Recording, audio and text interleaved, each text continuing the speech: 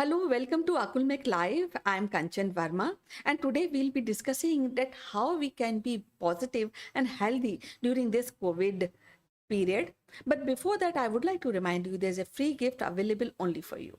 So stick around to this episode till the end. We will guide you how to avail your free gift.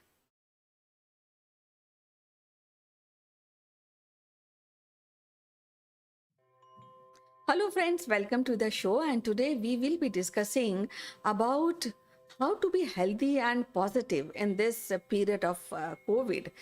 And we will be inviting our guest today, and she has been practicing a lot of things to remain positive. So, we'll welcome Ritu Gupta. So, how are you, Ritu? Welcome to the show. Thank you, Kanchan. I'm absolutely fine. Good morning to you. And I hope you're also staying happy, fit, and fine. We are good. We are coping up with this pandemic, and now it's more than a year, and we are also waiting for our second dose of COVID vaccination. But Yes. then there is always a positive side, and we'd like to discuss how to be healthy and positive in this period. Yes, Kanchan, it is very important that one should stay healthy, positive, and remain happy. Also, you have to remain active also. So I feel that there are certain lifestyle tips which one should need to follow to stay healthy during this pandemic.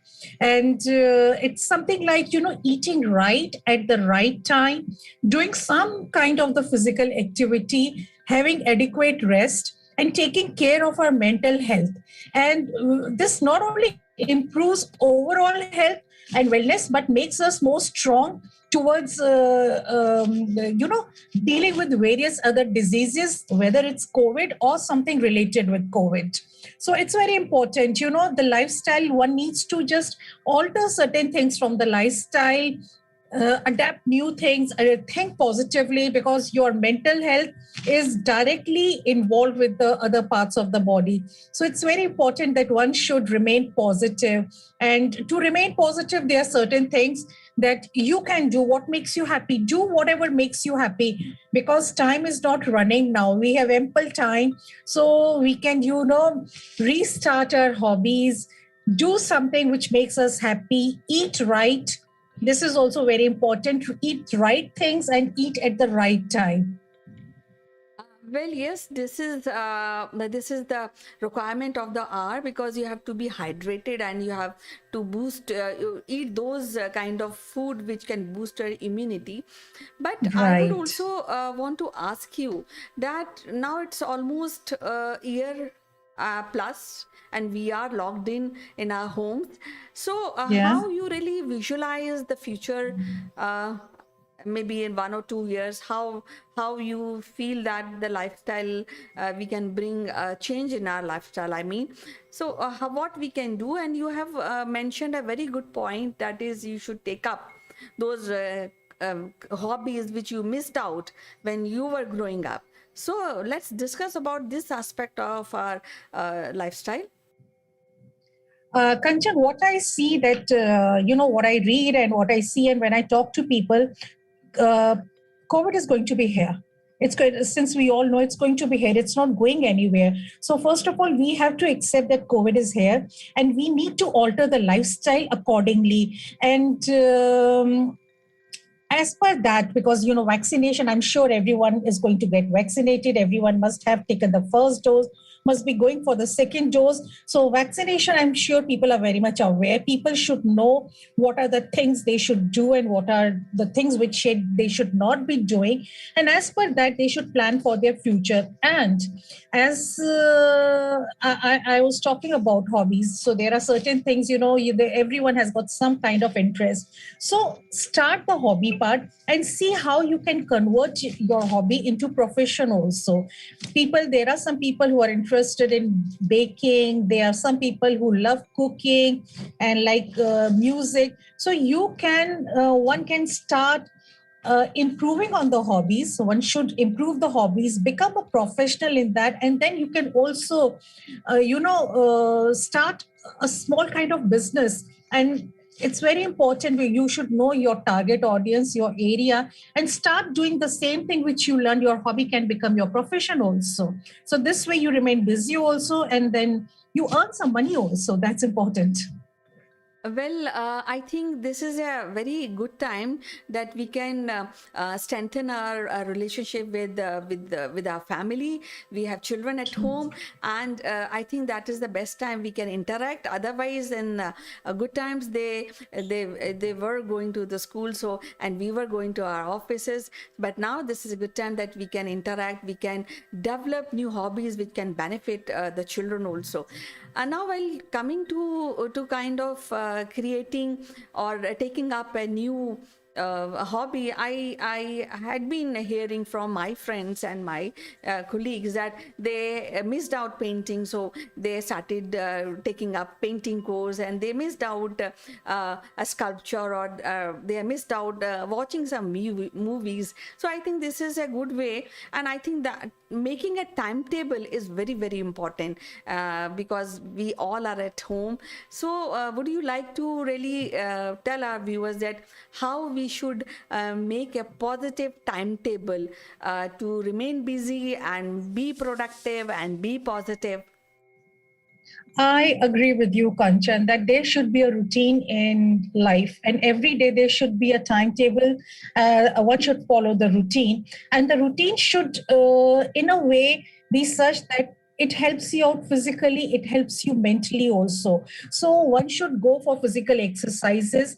You It's not important that you need to get out of your house, but you can do exercises by staying at one place only, whether it's jumping on the spot, walking on the spot, doing yoga, whatever it is. And as for the hobbies, yes, it is important to again restart your hobbies. Or if you do not have hobbies, I'm sure everyone has some kind of hobby, so why not re-inculcate something? People, they love reading, please start reading. Perhaps you may become some kind of a writer also. Perhaps you may write some good books also. And if you love watching movies, yes, why not? Please start watching lots of good movies, and perhaps you may become a film critic also, because people are writing their reviews online, and slowly they become professional critics also. So I think it's a very good thing. And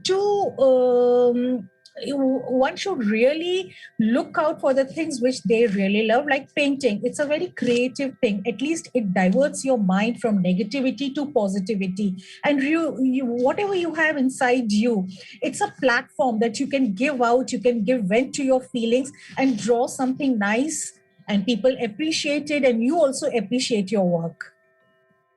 Yes, it was a very good advice, and I feel that timetable should be like getting up early and taking up yogas, and do the making a new dish every day. That brings happiness Yes. in a day-to-day life. So it was Yes. so lovely to really talk to you today, and we will be meeting again. I'm sure that the viewers will be getting more insight and maybe rekindle the way they are living. And because Ritu, this pandemic will remain for a long time, so it is better to be accustomed and to not crib about this, because we are at home and we have to do new things from our own home only, because social distancing we have to follow now, or maybe 3-4 years more, right, Ritu? I agree that we should have acceptance that this is going to remain. And yes, even if you are maintaining social distance, you are not away from your friends. You are just one phone call away. So call up your friends, call up your relatives, and with the people who are living with you, your family. Develop, you can develop some kind of relationship with them, for them to getting with along with you in your hobby. This is also teamwork. A family is it's teamwork. And start doing things, enjoy things, start cooking together. It's a fun. if family people, they cook together, it's fun. So I think it's a good time to establish communication and talking to people. You can still, you don't have to step out of your house, but then there are things you can do by staying at home. And I'm sure everyone is going to maintain social distance for some coming years till the time everyone is vaccinated. It is very important to take care of your health and to take care of other person's health also. This is everyone's responsibility at the moment. It was so lovely to talk to you today, and we will be meeting again with our next episode with a wonderful topic. Till then, bye bye, and again, stay safe and stay healthy. Thank you. And you also stay safe and healthy. Thank you so much, Kanchan. Bye bye. We have some unique Akulmek memorabilia which will make you look outstanding. The graphics on these corporate gifts are based on the global best business practices.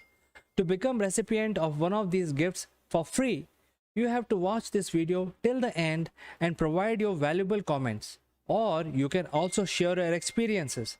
The person who makes the best comment would be chosen to become a recipient of this beautiful Akulmak gift, absolutely free, delivered to your doorsteps. The winner would also get a chance to be invited live as a distinguished panelist during our next video. What are you waiting for, friends? Please subscribe Akulmak and smash that like.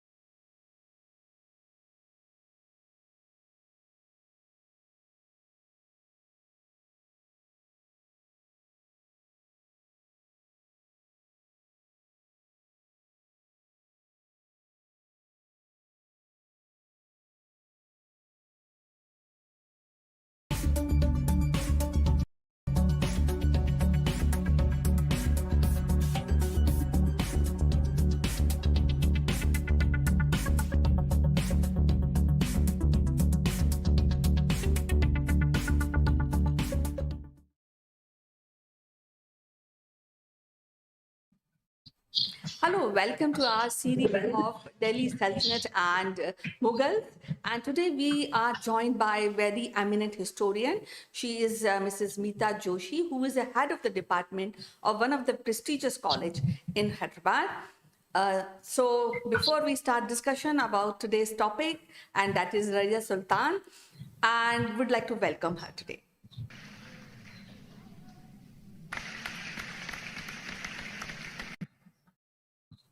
Welcome to the show, Meeta ji. How are you doing today? Namaskar, Kanchan. I'm fine. How are you?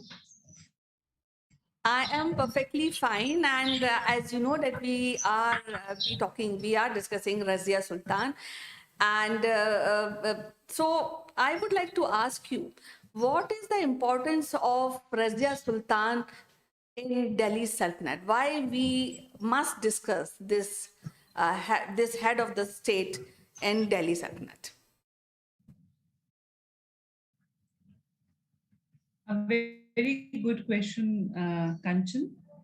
First of all, why we should discuss her, because she was the only female Muslim ruler of Delhi, and she was the first female Muslim ruler of the subcontinent, which makes her very, very important. Because in the Delhi Sultanate rule, which was an Islamic rule, and as you know, there were many restrictions which were imposed on women. In that scenario, a woman emerges out to be a leader is really commendable. So that's why we should know about her. So, what are those circumstances which initiated her rise to the throne of Delhi Sultanate? See, she was the daughter of Iltutmish. Iltutmish was the son-in-law of Qutbuddin Aibak, who was the founder of slave dynasty or Mamluk dynasty. So after the unfortunate death of Qutbuddin Aibak while playing the game of polo, Iltutmish succeeded him. And Iltutmish had sons too. It is not that he never had a male heir. He did have. He trained his elder son Nasiruddin Mahmud to be the successor, but unfortunately, Nasiruddin Mahmud he passed away in around 1229 AD, and when Iltutmish had some problems in Gwalior, so he went for that expedition. And that time he appointed Razia Sultan as his, in charge of Delhi that time in 1231 AD. And when he came back, he was very much surprised to see that this girl had taken the administration in her hand in a very effective way. So then he was sure and he decided that she would be, his heir apparent. After the passing away of Iltutmish was succeeded by Ruknuddin Firoz. He was the half brother of Razia Sultana and the son of Shah Turkan. Shah Turkan was another wife of Iltutmish, and she conspired to kill Razia because she knew that if Razia will be there, it would be very difficult for Ruknuddin Firoz to become the emperor of Delhi. So Ruknuddin Firoz was crowned the emperor of Delhi Sultanate. But because Iltutmish knew this, all his sons were into wine, women, all types of luxuries, and he knew that they won't be able to administer the huge empire of Delhi Sultanate. But Shah Turkan, with the help of the nobles which were there, Iltutmish had a group of 40 people which were known as Turkan e Chihelgan. So these 40 people they guided and helped Iltutmish in day-to-day administrative work. So Shah Turkan, with the help of the nobles and these 40 people, Chehelgan, they made Ruknuddin Firoz the king. But as he had no qualities to be a king or an emperor, so Razia Sultana, she appealed to the people of Delhi that you help me to become the ruler and I will meet all your expectations. And with the help of the public, Ruknuddin Firoz was deposed from the throne and Razia ascended the throne in 1236 AD of Delhi, and a khutbah was read on her name in the Jama Masjid, and she was declared the Sultan of Delhi. So she was the first female ruler, number one. Number two, the first female ruler of the entire subcontinent too. So that way she is, a, great personality if you see her from that perspective. But not only her personality, but whatever she did in the very short tenure of 4 years, from 1236 to 1240, she was the king or the queen of Delhi. And because she was a woman, and the nobles they started conspiring that why a woman should rule men, that male ego, and they started conspiring against her. So she left her female attire, and whenever she appeared in public or whenever she came to the court, she was dressed in a male attire. Okay, and she said the attire should be general, whether you are a female or you are a male. There should be a uniform when you come to the court. So that she made sure that whenever she came to the court and she went out in public as an emperor or a queen, she was always dressed in a different attire, like dressed in a as if she's not a female with her turban and all those clothes. So that makes her very, very unique, Kanchan, that way. Well, before we go forward, we have a guest.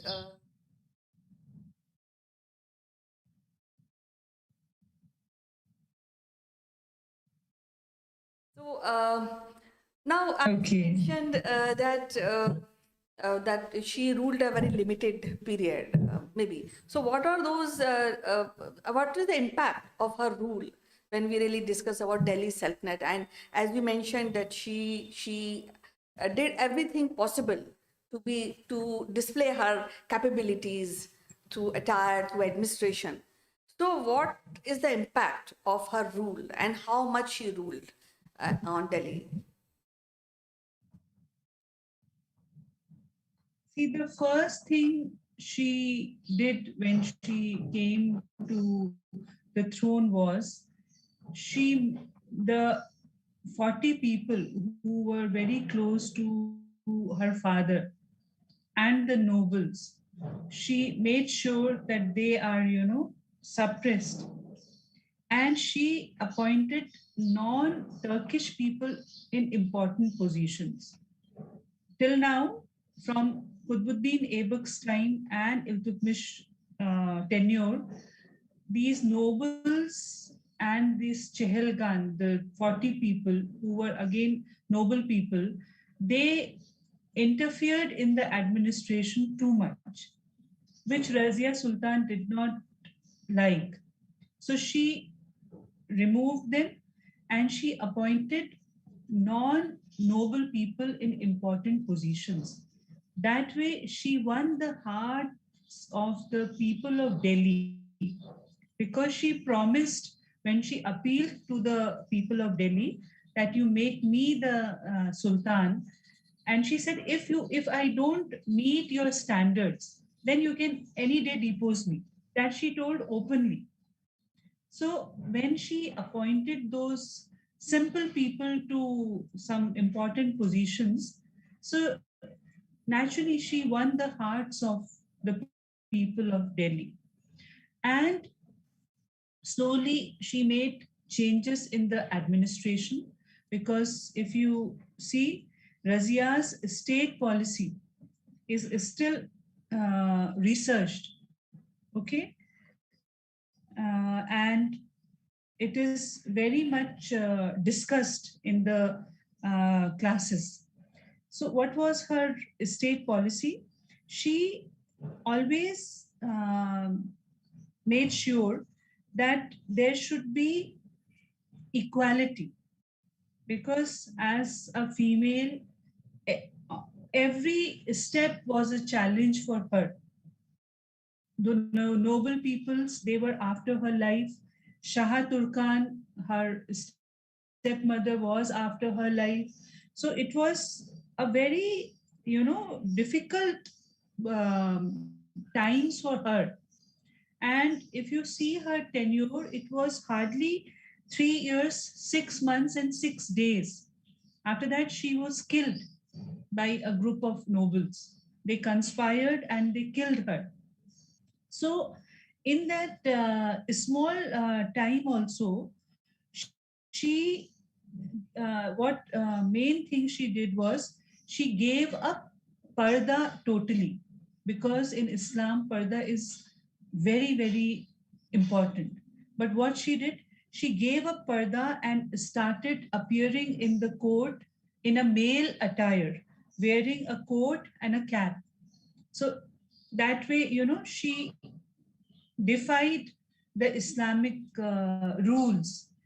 Then she started riding horse, she started hunting, and she started commanding the army. A woman commanding a set of men in the army, and those men listening to her. So that was her power, you see. And then she took keen interest in all administrative activities of the state, the minute ones and the major ones. she was very much concerned about all the activities of administration. And she herself appointed several iktadars, commanders, and other officers. Now, you will ask me what were the iktadars? So, Ikta system was a very unique system in the time of Delhi Sultanate, in which a piece of land, the person who owned that land was known as an iktadar. And whatever revenue came from that land belonged to that iktadar, and some share they had to give to the state also. So she herself appointed the iktadars and commanders and other officers, and she conducted the affairs of the state in an open darbar. So there was transparency. In open darbar, everyone was allowed to question, everyone was allowed to ask. Okay, so it is, and to tell you the truth, Kanchan, she had all the qualities what a good king should have. But her only drawback was that she was a female. That's why she was, deposed from the throne through conspiracies. And finally, she lost her life. She was killed by a group of nobles in 1240 AD. Though she tried to manage everything, she even married a noble. His name was Altunia. And she thought that maybe, marrying this man would help her in retaining the emperor's, empress's position. But then, because the group of nobles were powerful and they could not, she could not get over this fact that at the end of the day she was a female, and that too from an Islamic background. So that was her um drawback, because one of the historians, Minhas Ustiraz, he mentions in his book, he says that she had all the qualities, but only drawback that she was not born in a right sex. She was a female, you see. And uh, being a woman was an important cause for her failure. Otherwise, if people would have supported her that time, then she would have changed the face of the Sultanate totally by her policies. So very open-minded. She was very open-minded, and she was controversial also because she appointed one Abyssinian slave, Yakut, in a very important position, Amir Akhur. Amir Akhur was the in charge of stables where horses were kept, a very important position. So it was also said that she had an affair with this person, Yakut, which many historians have mentioned.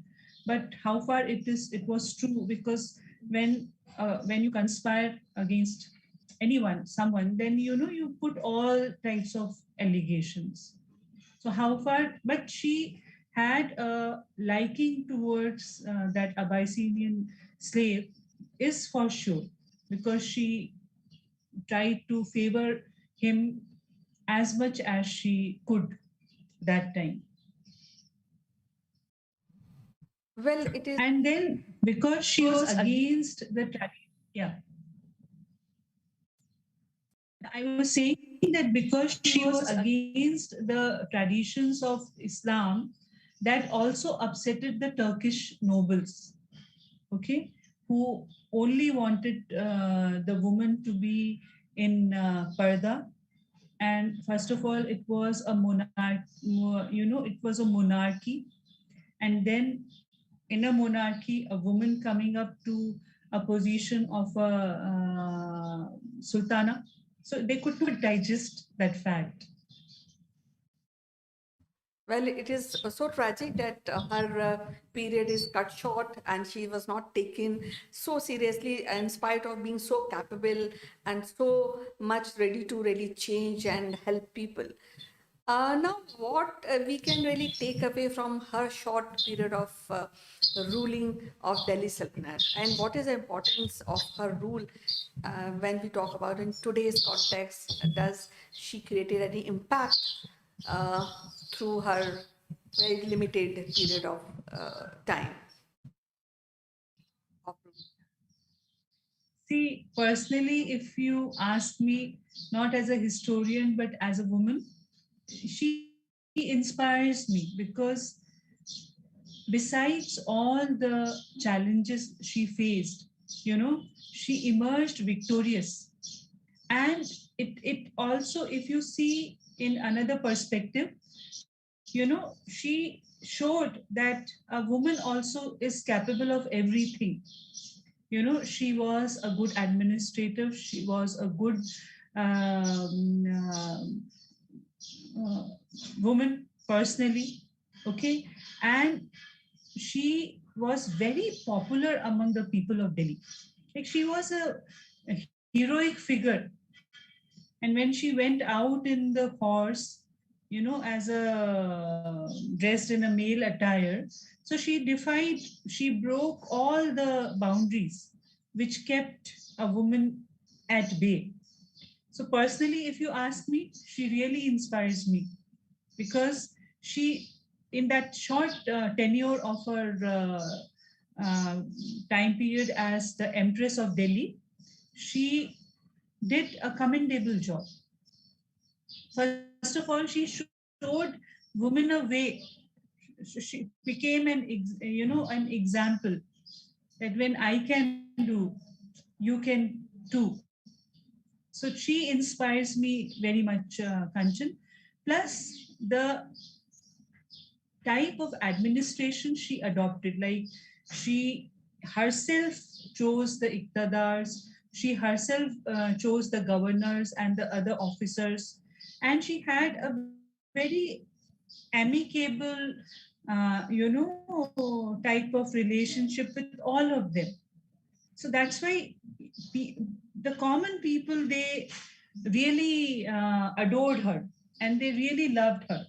But it was those Turkish nobles who conspired against her and got her killed, which is very, very sad. But then, see, it has happened in the history every single time.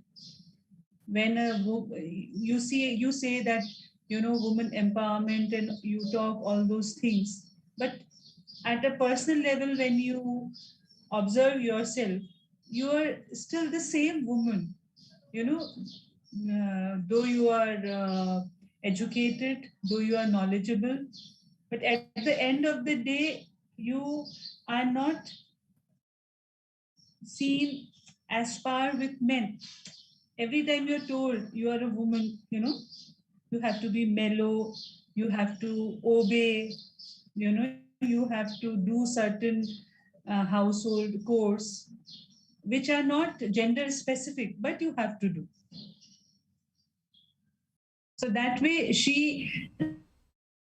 yeah, she should historians to take some inspiration. Definitely, because Razia always inspired when I was in school, and I really appreciated the profile. And I'm sure there are some takeaway when we talk about Razia, because it was, I can really visualize it must have been very, very difficult for a lady to really rise so high. So, any last thought you would like to share with our viewers, and why we should really appreciate this lady who became Empress of Delhi Sultanate, and why it is so different? Because as you mentioned that she has come from a Islamic world, and when we talk about other cultures, women, especially in India, they had those kind of powers. But coming from a Islamic world, I think it must have been very difficult. So, any last thought you would like to share with our viewers?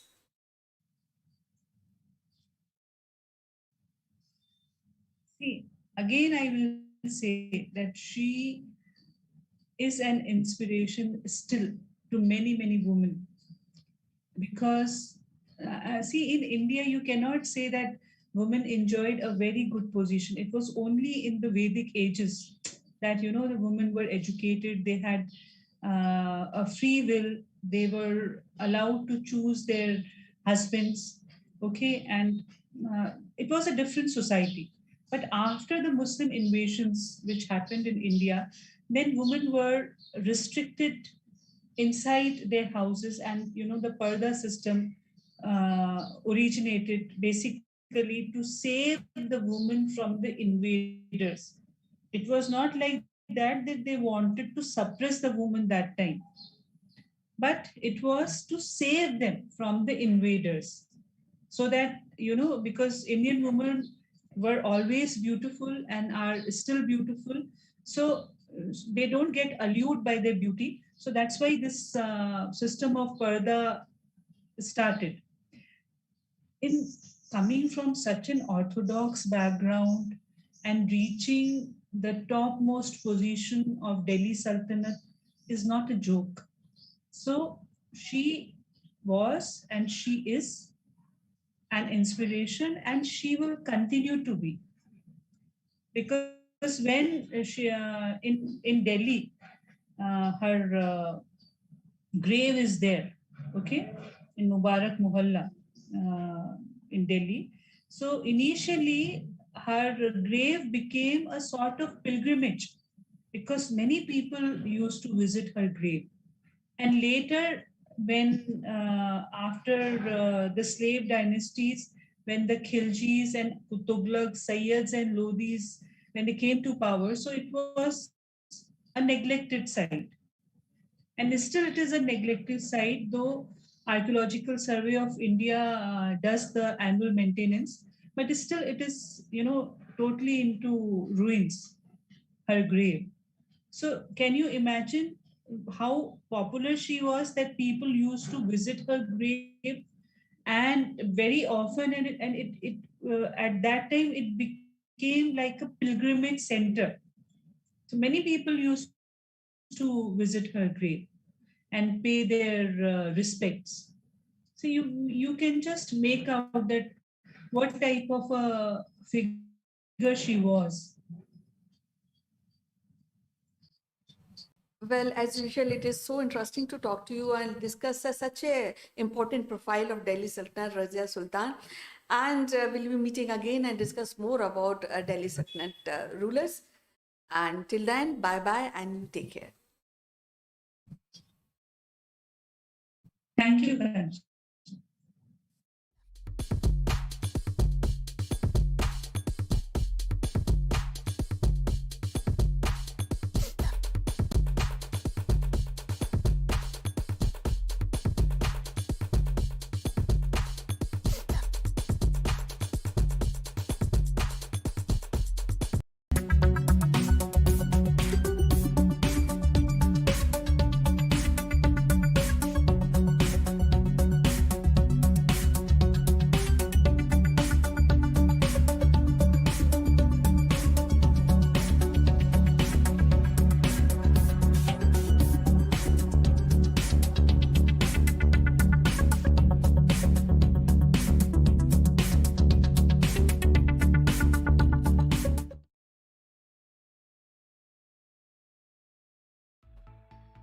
Hello friends, welcome to Akulmek Live. I'm Kanchan Verma, and today in this show we are speaking about music therapy, healing touches by music, and how we can enhance the ability to study for children and to for elder people, how they can get solace and solace, and also how they can learn music. So today we have Dr. Shambhavi Das, who is a music therapist, and she has her own academy, Surdemi. So without wasting any further moment, I would like to welcome her. Welcome to the show, Shambhavi. How are you doing today? Namaste Kanchanji, I'm doing very fine. Thanks for inviting me. How are you doing today? Well, perfectly fine. And today is Wednesday, and we are eager with my audience to hear about the music therapy, the healing touches, and how this music is so important in day-to-day life. So this is a very good topic because I have given a lot of workshops and all in this topic. First of all, I'm going to discuss how it subtly is the part of our daily life. First of all, in our puja, in our all the devotional sessions, which if it is even if it's puja, it is always in our already in our daily life and our routine life. It is there. How we normally chant Sanskrit shlokas in the pujas, so it is very important in our daily life. Secondly, normally we see the youths, the adults, they're just walking or jogging, they are running with their earphones on. So when they are doing that, they are always into the touch of music, and that helps them to run more, to spend more time into what they are doing. So this is one of the very good examples that it is in our daily life. Now I'm going to discuss how you can integrate music in your daily life with a very little changes. For example, if we start from the daytime, we uh, we are the waking up, there is a very good music and there are ragas for waking up. When you wake up in the morning, whether it's 5 o'clock, 6 o'clock, so there is a rag, the morning ragas or the dawn ragas. Even if you are waking before 5 o'clock, so there are ragas called dawn ragas. They are called Pratah Kalin Sandhi Prakash Rag. Means when Sandhi Prakash means when the sun is orange in the day, in the morning time. So the ragas are Bhairav, ragas are Bhatiyar, and there's some songs which we can just play it on in our systems. पूरब से सूर्य उगा, घना उजियारा, जागी हर दिशा दिशा, जागा जग सारा, पूरब से सूर्य उजियारा.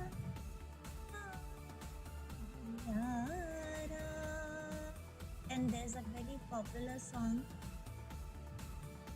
जागो मोहन प्यारे, जागो जागो मोहन प्यारे, जागो.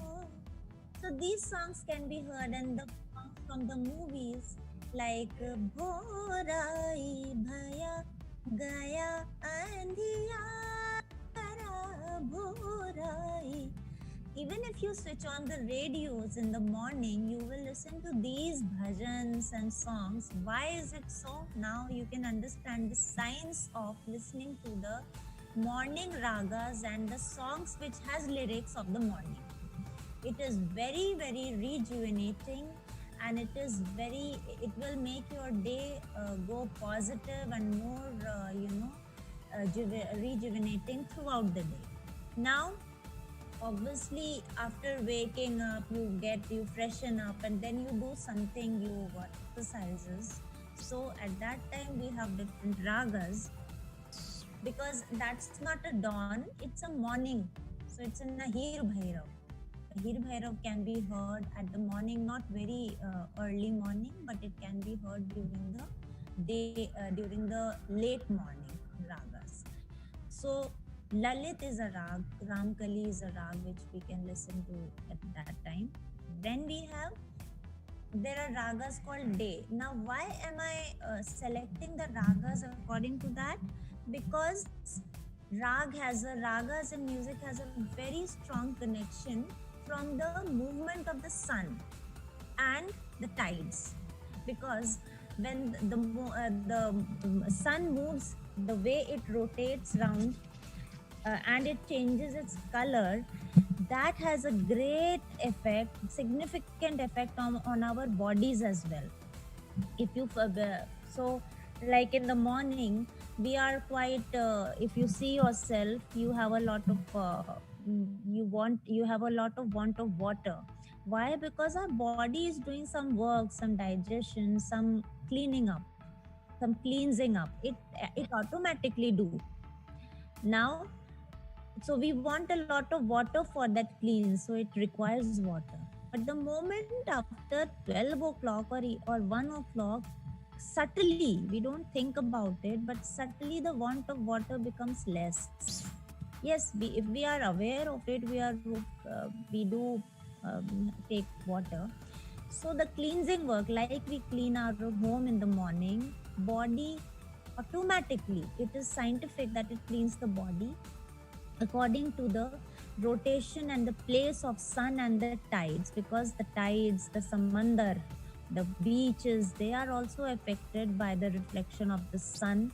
So that's why their tidal tendencies, the oceanic tendencies change. Now that same thing happens in our body.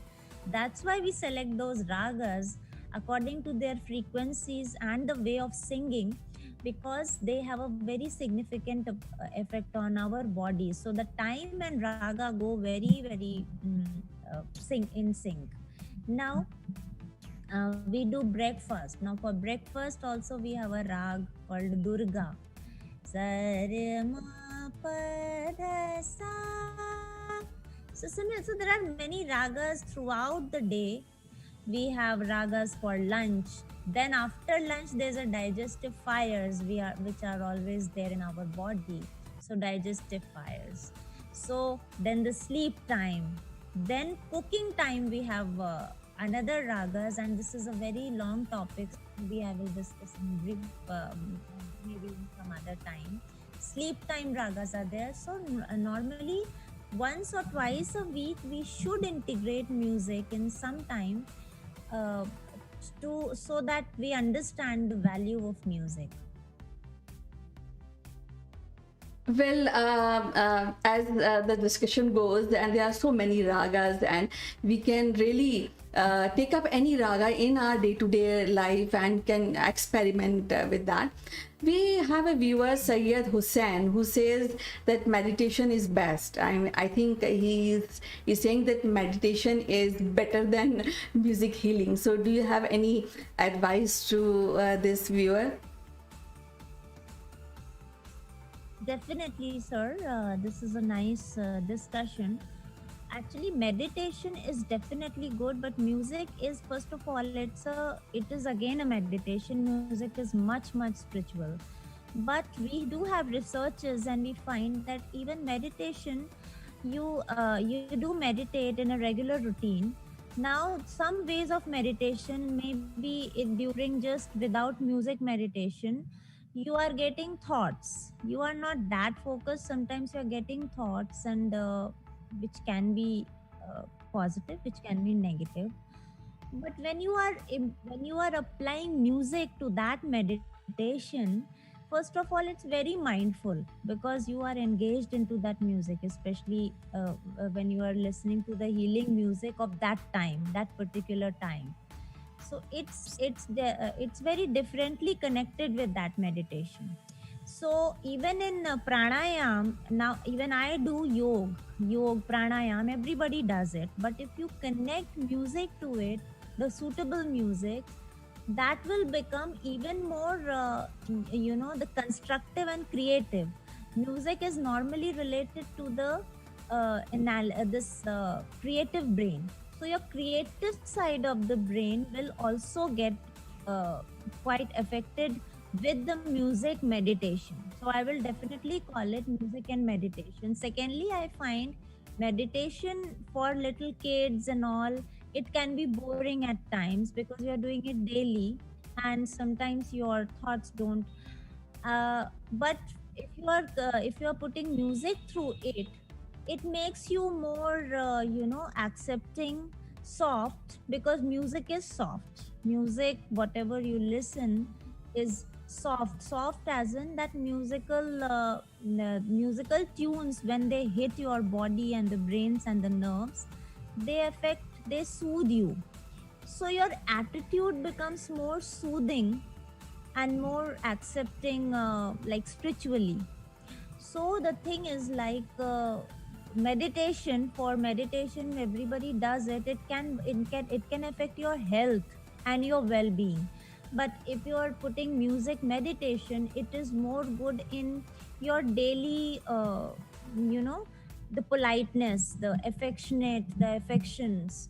So music is very motherly, very motherly. That's what, uh, and there are researches for that, that how music meditation affects you, and only meditation affects you. Well, taking this show and your advice forward, as you mentioned that there are ragas for getting up, there are ragas for breakfast, for lunch, for even sleeping. So, for a lay person who is already engaged in so much of activity per day, so from where one should start to really learning these ragas or listening these ragas, so that they also come into the state of peaceful mind, and can, because as in last episode we have discussed, that also enhance the thinking powers and the ability to take up decisions. So music help in these activities. So how one can start really opting for these kind of day to day inclusion of music? So they don't have to, so for initial stage you don't have to specially think about it. This is good about music. For meditation you just need a little, peacefulness, a little silent atmosphere. But in music, even if you do 2 minutes, if you just play on something, and ragas, if we say, it's not about that you have to listen to the proper ragas, and because you won't understand, it will become boring for you, for the layman, for the beginners, for non-musicians. They can listen to anything in that particular raga. It can be bhajans. Suppose they have to get ready by 8 o'clock, so they are doing everything, right? They are doing the travel, the commute. So in their commute times, they can just play on a suitable music, which is much suitable. And music can be anything. It can be instrumental, it can be movie songs, it can be Sufi in that particular rag, it can be ghazal in that particular rag. So they can listen. Just listening interventions helps a lot. And repeatedly listening to the same music in the daily commutes, in the daily freshening up routine, in the daily brushing your teeth, in the daily breakfast, if you have switched on, you're just listening to it. You are not actually doing something with, you are not putting time to it.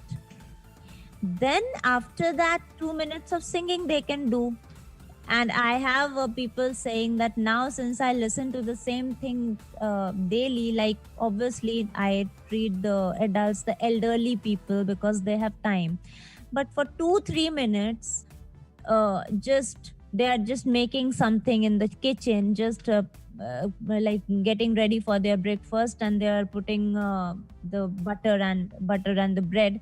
So they are just no, and they have the tanpura on. So I always say, do you sing while making breakfast? Yes, ma'am, I sing.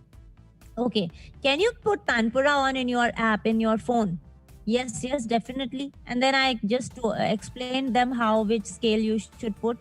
Now the tanpura sound is going, and they are singing anything and everything. It's not that you have to sing that particular song. This is like you can integrate music, very small steps, very 2 minutes of singing, 3 minutes of singing. Then it comes to your routine, and then I don't have to tell anything. You are always immersed into music in many at times. Sleeping time also, some now the time is like, you shouldn't forget to listen to something on the sleep, because I have a lot of cases of insomnia, sleeplessness.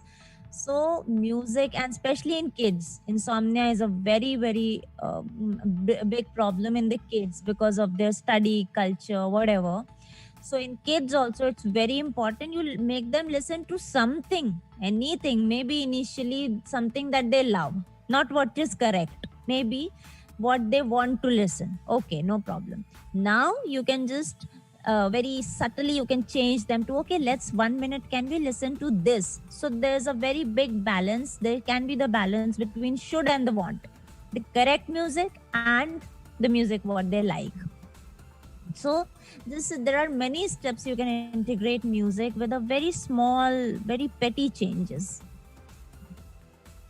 Well, coming to the last of the show, I would like to ask you, because there are many people who don't like music and they don't enjoy music because they are already so engrossed in their own daily routine, and sometimes music becomes hindrance. But I've seen people saying like this when we are discussing, especially in this episode, that there's ragas of morning ragas, breakfast ragas, lunch ragas, dinner ragas, and sleeping ragas. So what is the message you would like to give to these kind of people, how they can initiate music therapy and start loving music if they don't love music? That's really interesting. We have some sub projects for the non-lovers of music also, and we do get such people who have some lot of problems. But they don't like music at all. So in that case, we don't make them. You shouldn't listen to music. You should listen only to the beats. Okay. Now, sound healing, when we talk, it's not about music, it's just about the sound only. You can just say that the sound is coming on to you from your body. Okay, if we have time, can I make you listen to something for 1 minute? Sure, please go ahead. At least our viewers should understand what we are really talking about. So suppose this is a very yeah. So this is very very normal thing. I won't call this a music, it's just the sounds, and it's a very ancient sounds which they used to listen. Just the beats.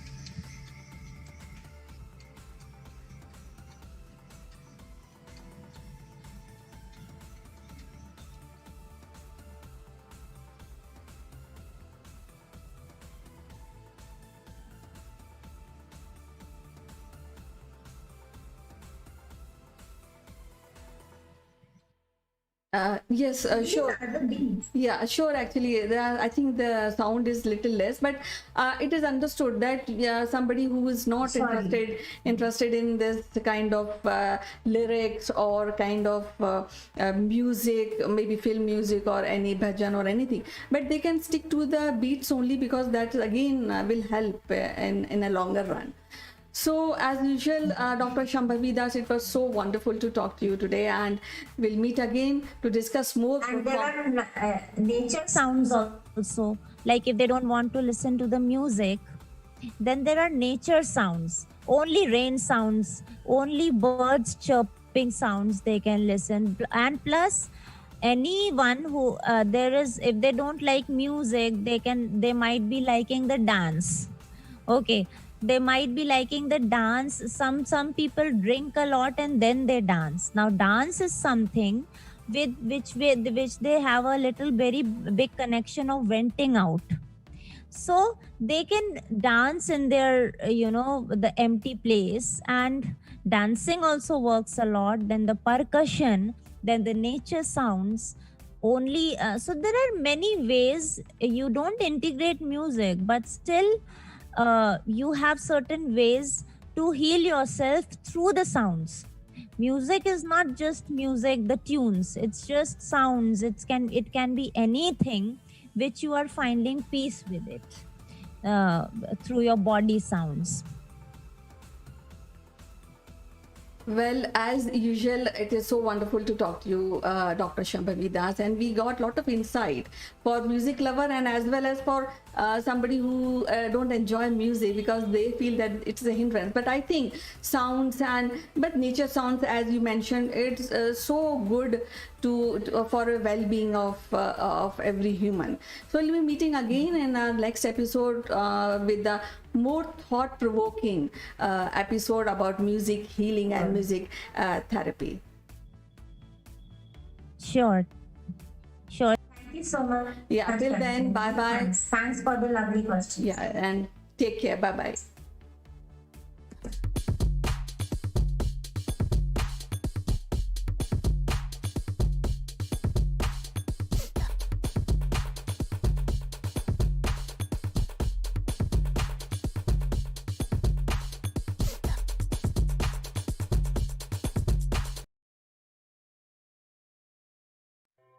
Hello friends, this is Chandra from Akulmac Technologies. Welcome to Top Brass.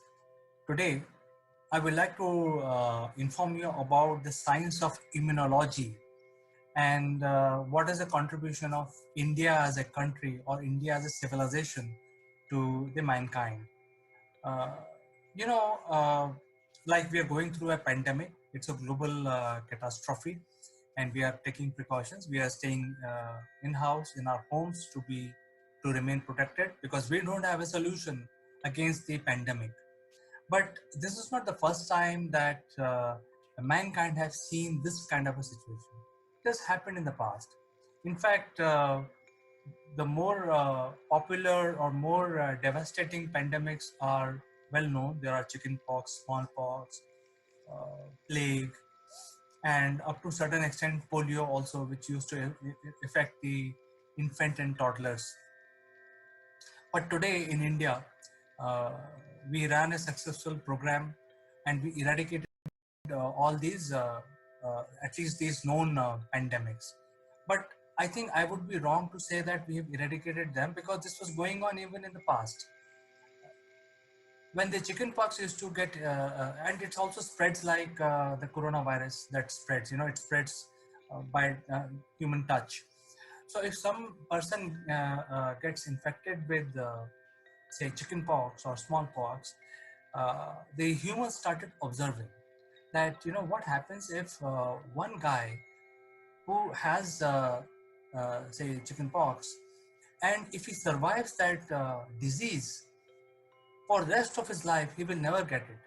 So it's a power of observation that when they started observing it, they realized that because one time if somebody gets infected with that disease, for the rest of their life, that person becomes immune to that disease because the body itself developed the antidote and will not allow that disease to come back again. So in other words, the resilience of the body increases. So this was the observation, and obviously when humans, ancient humans were seeing this, they would have done some experiment. So the experiments done were they take the virus out from in chickenpox there used to be small blisters on the skin, and the concentration of the viruses which are affecting which are responsible for that disease are found in that on those blisters. So you take that blisters out from that, which is very infectious, material, and give it to a healthy man, and infecting the healthy man. Now, by doing this permutation combination, we have no record of what was going on, but by doing this permutation combination, the humans, ancient humans, realized that if we give the this disease to a certain person in limited quantity, in certain less quantity, so the person will get infected, but the body will fight that infection, and then the person is sort of inoculated for rest of the life. So he will not fully fall sick. He will probably be he will get a fever for a day or so, and then body will fight because the infection is given in a limited quantity, and then the person is inoculated for life for that disease. So this is like an ancient knowledge which humans gathered, and they were able to come out with a solution. Now, this particular knowledge which they got is was kept very as a closely guarded secret. It was not known to a lot of people, and in fact, in India there is a written documentation almost like 1,000 years back about this. So, for how long this was being practiced, we have no idea. The assumption is it could have been more than 2,000 years old science, and in modern world we call it immunology. So now there's a lot of talk about finding a vaccine for the coronavirus and a lot of conversation going on about immunology. But this is not something new. This was going on for quite some time. And only mistake Indians did it, that it was kept as a secret to the high priest only, and it was passed through generation to generation. In fact, the high priest, or the person who was actually uh, who knew this knowledge, how much uh, disease to be introduced in a healthy person in order to inoculate, were being called to Middle East, to Syria, to China, and eventually this knowledge reached China, and from China and India, this knowledge reached the rest of the world. So this is so amazing. When I was reading about and when I was trying to do research before I started making this video, it was so amazing that the human ingenuity is so vast, and it's not something which is related to the modernness or the modern sciences that we see. This was already known from 2,000 years back, and the humans were working on the immune system even without the modern medical systems being available.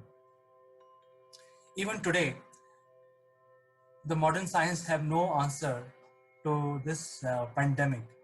What we are also speculating that some people will have, uh, natural ability to fight the infection which is caused by the virus. But we don't have data to back that up, so I will not talk about that. Now I will talk. So this is one information which I thought I'll pass on, where the immunology is it's not a new science. It's been there. The knowledge of how much and how to do this is already present, at least in certain civilizations like India and Chinese civilization. But I would like to draw another attention, which is more recent.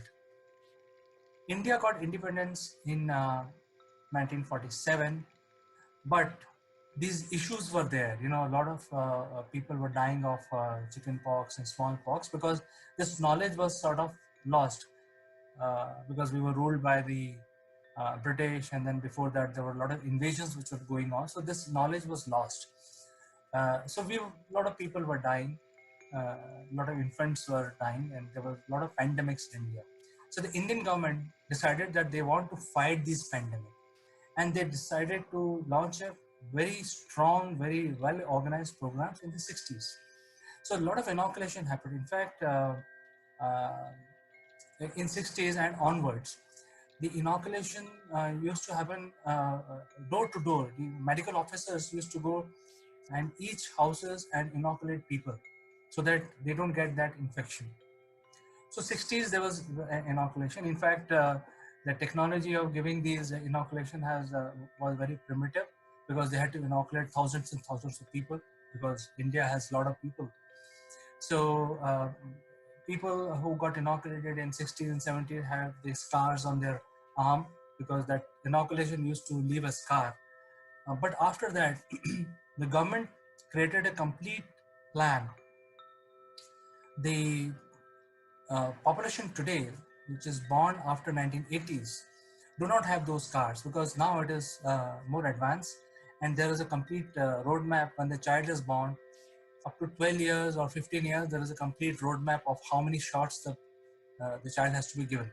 So now, in fact, every children that is born after 60 in India is covered by these inoculations.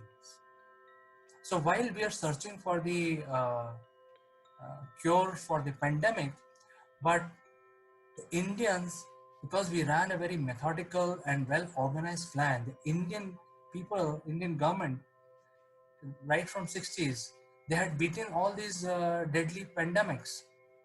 So is there a inherent uh, resistance to such diseases which are similar to flu and corona in Indians?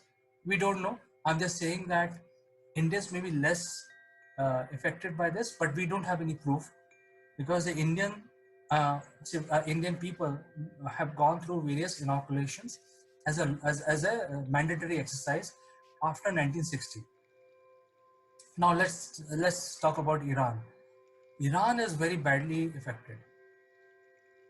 There are so many deaths. In fact, some people are saying that Iran is not revealing their numbers. So I will not get into that part. But Iran is very badly affected, even though they also had the inoculation program, a very well defined inoculation program. But the only problem is they started their inoculation in 1984, starting with BCG and some of the other things. So their plan uh, took took in effect or basically effective from 1984 onwards. So anyone who's born after 1984 has those inoculations in and out. So the people who are dying in Iran are basically people who did not go through the inoculation. So the older people, middle-aged people who did not have the protection of the inoculation, are the infection of corona is more severe on them than as compared to people who are born after 1984. Then there are certain countries who do not have such programs because they have some of the countries have not seen these pandemics, unlike India and the Southeast Asia, where this malaria and all these things are very common. Some of the other countries who do not see these things, again, the corona or this particular COVID-19 is deadly for those countries who do not have the inoculation program against these diseases. So I'm just making an assumption. I'm not making any, I'm not making a theory. I'm just saying that these are the symptoms because none of us have these symptoms. Doctors are trying to build a medical data about how the things are, how the graph, we are talking about flattening the graph. So this is basically a medical term. But I'm just saying what I've learned after doing this study about why it is affecting certain category of people more than other category. And this is what I thought as my analytics, I thought I'll bring it to you. And with this, I will end this video, but I would like to get your comments and I would like to get your participation, get your feedback. What do you think? Does it make any sense what I have just said, or you have any of your own theory, which I would like to hear from you?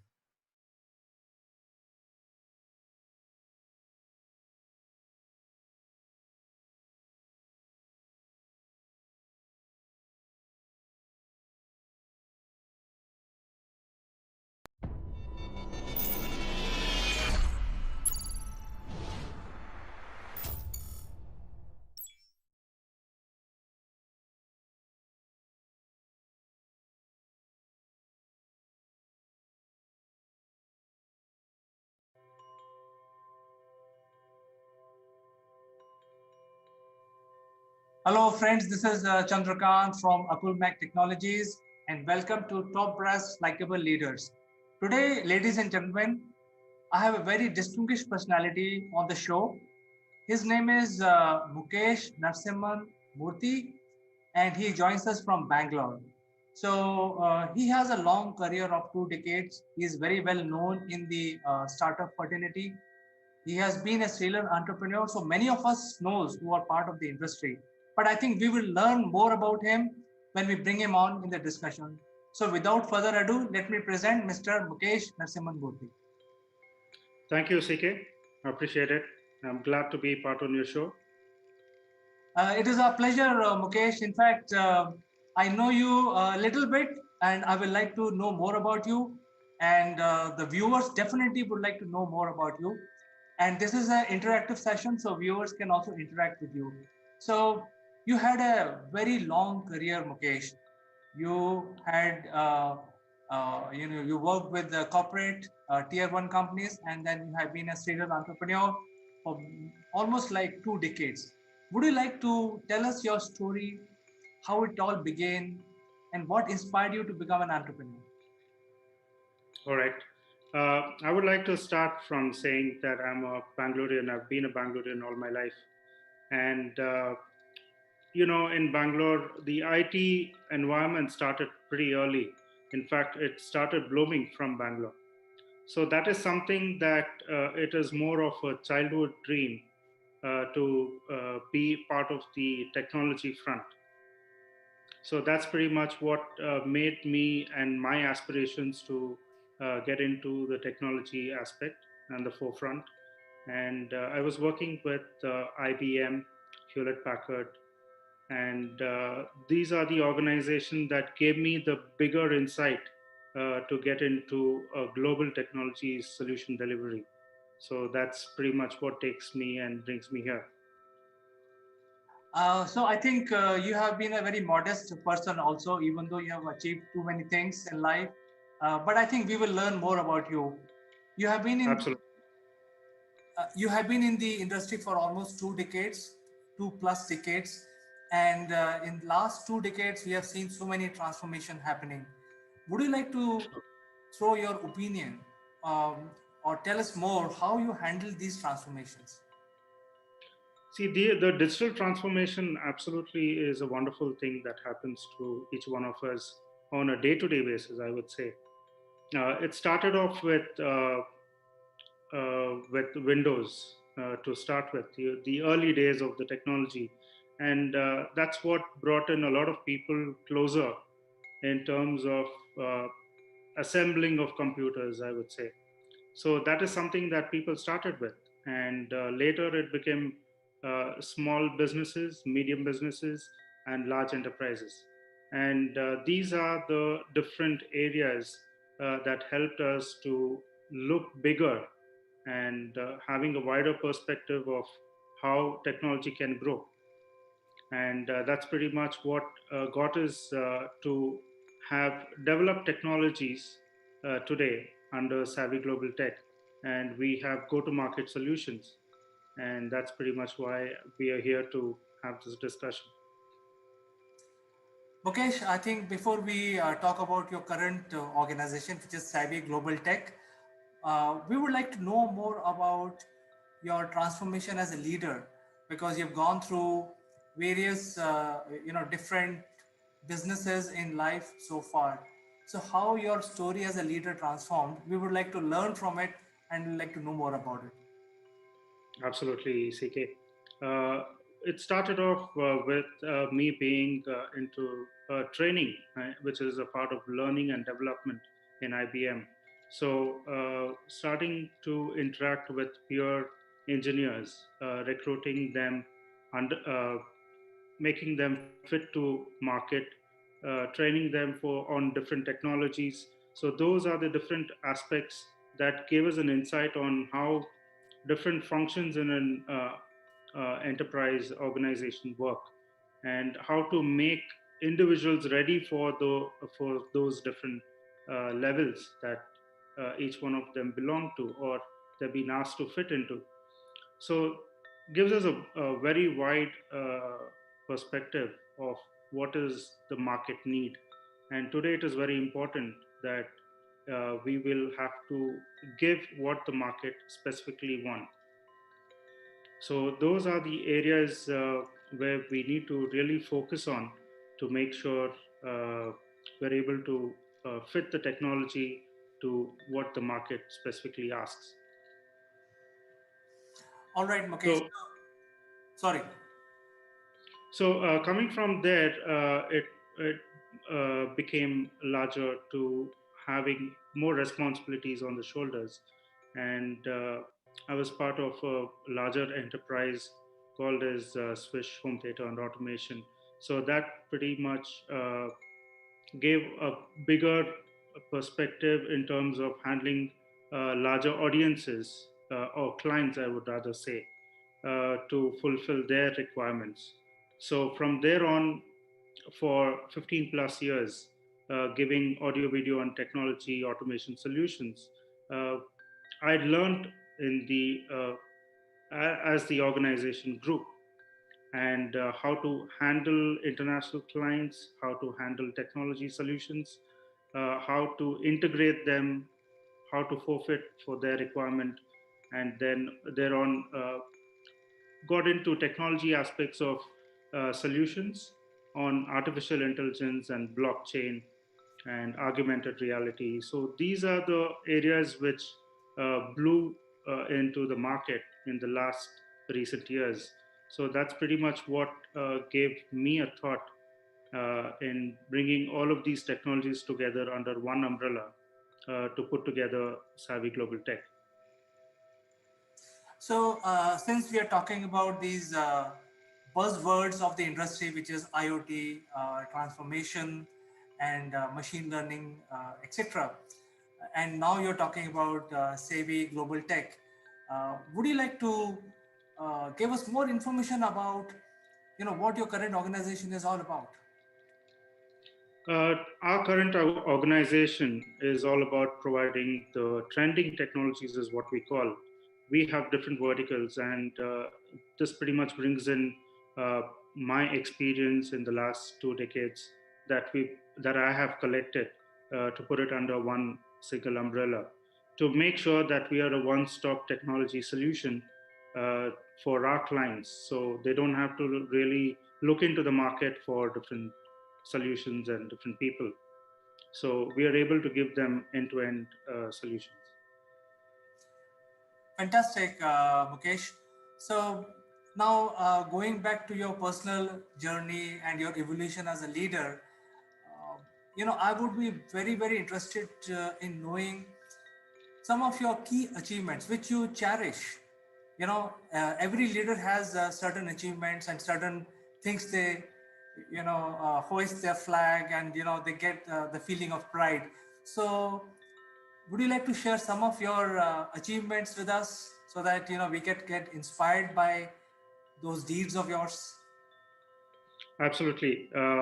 In fact, we started off with designing solutions on artificial intelligence, both in two different areas. One in technology perspective for industries, and the second one in the healthcare. And these are the two different aspects of the areas that the market is focusing on, especially considering the pandemic situation. We're glad to mention about one of the technologies, which is called as Artex, which is a solution, in fact, based on artificial intelligence on medical healthcare solution for COVID. So this pretty much is an AI-based solution that our team has developed in making sure that we are able to take an X-ray of a patient, and through which we can detect through the lungs signatures uh, whether the individual patient has COVID or not. So these are some of the uh, tech end solutions that we have developed, the one among them. And apart from which, we've also developed another artificial intelligence based solution for industries, and where people are working on a day-to-day basis, even, but the industries can't stop because those are factories, and people, there has to be a human interaction with the machines. So in these areas, having maintained social distance is quite important, and it is need to be forefront safety aspect to make sure that the individuals who are working there, putting their life in front of uh, everything else, and making sure the production is on, and then the technology is uh, cherished there. So we have developed a solution where the cameras which are installed in those industries can detect what is the distance between two individuals uh, that needs to be maintained, and it tracks that information in terms of the distance, and it also detects whether the individual is uh, wearing a mask to make sure that he's safe in a environment that he's working in. And those are the kind of solutions that we have developed, and these are the go-to market solutions that we have ready. So Mukesh, from the sound of it, it looks like very, really, really high tech, applications, and I think almost 100% of the industries, small, large, and medium, all of them require this kind of application. So I think with this, we wish you good luck, and we will cover the application sometime again in future. But for today, I will come back to your leadership qualities, and as the time is limited, we would like to know more about what could be your message to the budding entrepreneurs in order to become a great leader. Good question, CK. This is one of the very frequently asked questions, I would say, and it is one of the most important questions. This would help a lot of entrepreneurs to have a steady and strong foundation. And what really builds that foundation is a few things that I would like to mention here. One, uh, having a leadership in today's world is one of the very key things. So, here, what I would mean by saying that is the personal connect with the technology that we are trying to build. The personal connect is completely missing out. So, the forefront thing that we would need is to make sure that we maintain the same kind of personal relationship with individuals to build the network. And the network actually is the foundation for building any organization or a company.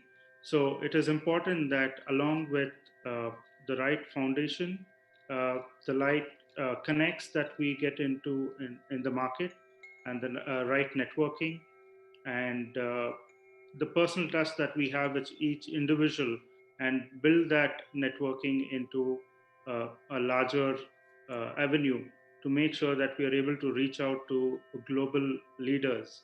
And once we are able to reach out to global leaders, that's where we are able to offer the technology solutions to make sure it is more cherishing for each one of them to apply it in their own areas.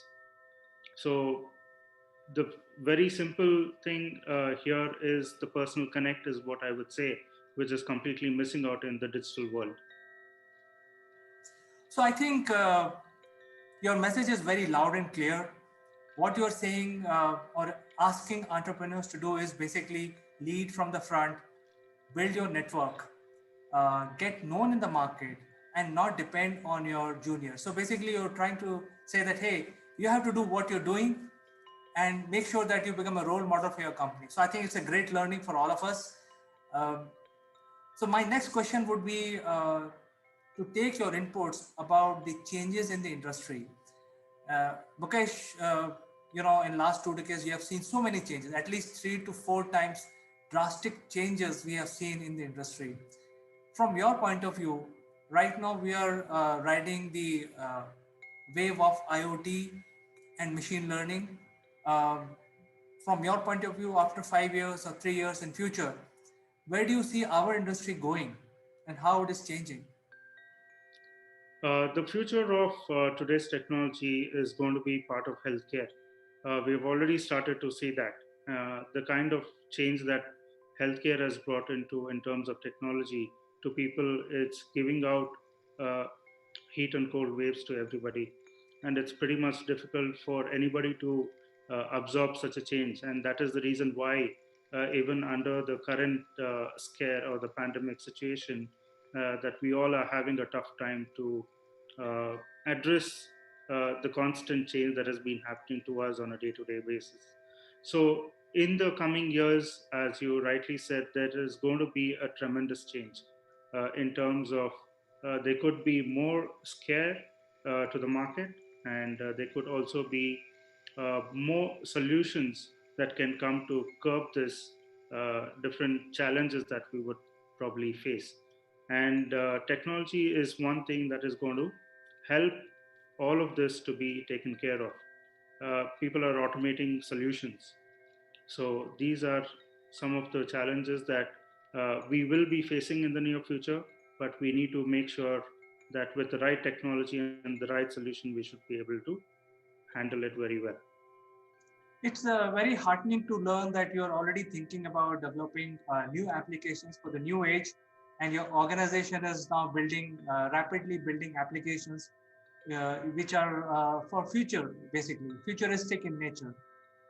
Right. However, the investor community also play a major role in whatever is going to come out in next decade or next 5 years. What is your key message to the investor community? Because I think that has become a holy grail of all IT entrepreneurs, to find the right investors who can live with them for at least 5 years or more. So do you have any opinion on this?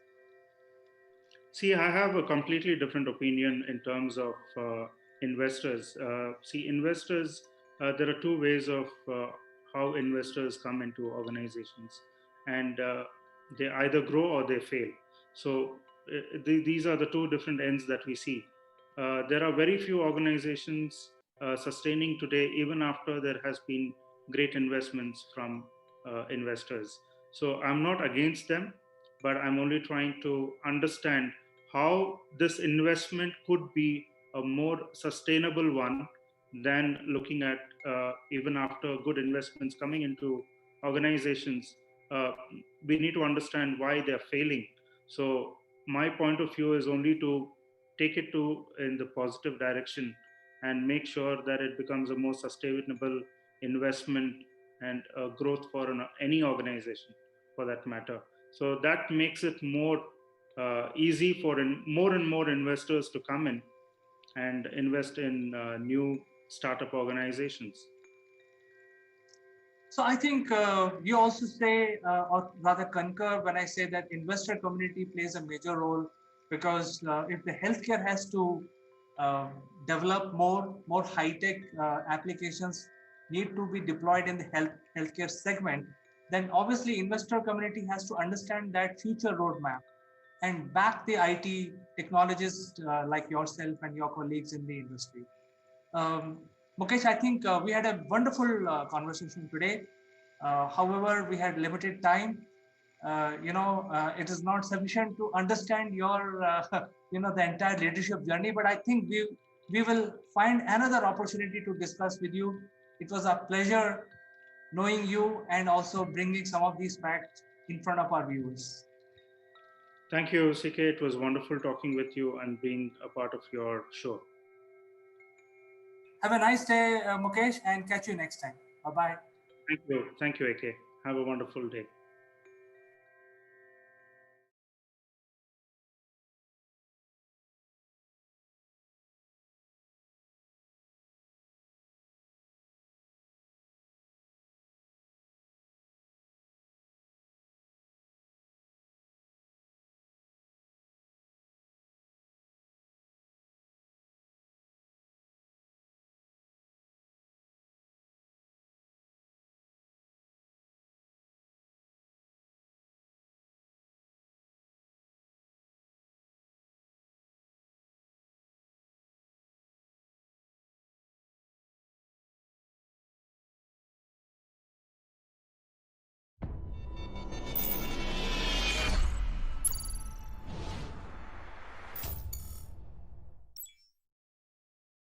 Hello friends, this is Akul Mac Live and I am Chandrakant.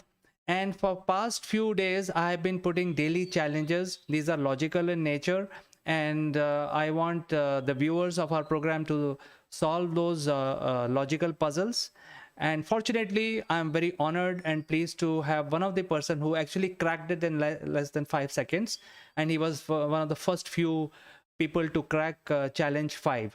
So we will invite him in our show and solve the puzzle together.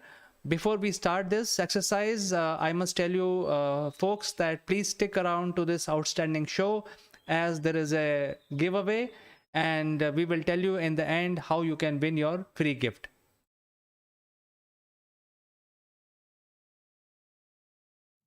Welcome back, friends. And today in our show, we are actually solving one of the challenges. As you know that we are putting some challenges for people to participate. And these are all very simple challenges which involve geometry, mathematics. And today, I'm honored to have Mr. Naval Gun on this show, because he is one of the first person who solved this challenge. These are very easy challenge, but we will have Naval to talk about that. Welcome to the show, Neville.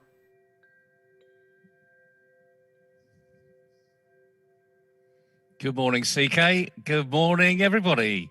Well, I don't know about one of the quickest, but it's basic geometry, isn't it? It is basic geometry, but I called it a challenge because I wanted to bring in more elements so that people get confused, but they have to think straight and logically. And you're absolutely right. We need to think straight and logically. And like anything else, we can all look at something and we can go, oh, that's a bit complicated. As indeed, I expect the majority of people did when they saw your little puzzle.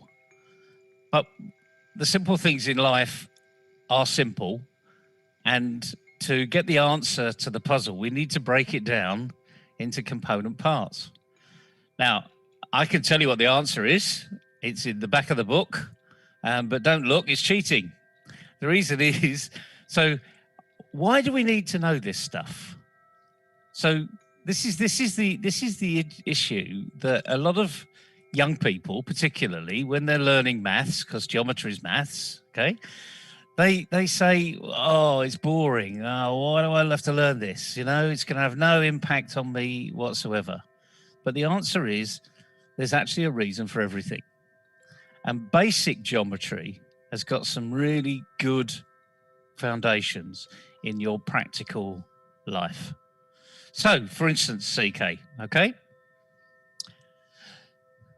What would be a very practical solution that you're looking for if you need to use geometry in your house? You know, because when you get older, we're all homeowners and we all like doing a little bit of DIY. Or if we like buying furniture and we like to see, you know, roughly what things look like. And I know you can go online and you can get apps for all this stuff, but it's a lot easier if you take a tape measure and a piece of paper. So one of the most practical things that I learned from geometry was when I first was told about a rectangle. So when you just draw a rectangle, you draw a rectangle, there you go, there's a rectangle. You imagine a rectangle in your head. It's got equal sides that way, equal sides that way. That's the benefit of a rectangle. And the area of a rectangle is this length times this length. And we learn that from basics. So why is that useful? Why do you think that's useful? Well, because in my opinion, everything is rectangle and we have very few squares. So we need to know, you know, what is the area of my room so that I can fit in this couch or fit in this sofa or get the flooring done. So I think these are the basic requirement. These are life skills which we must have. Yeah, absolutely. And you mentioned a square, and that's a very special rectangle because it's equal sides all the way around. And there are fascinating things that we learn about rectangles. So if we know that the area of a rectangle is one length times another, what's half the area of a rectangle? Well, it's simple. It's half one length times the other. But now draw a rectangle in your mind and split it in half. How many ways can you split a rectangle in half, CK? Well, I think about 3 ways. You can cut them horizontally, vertically, or diagonally.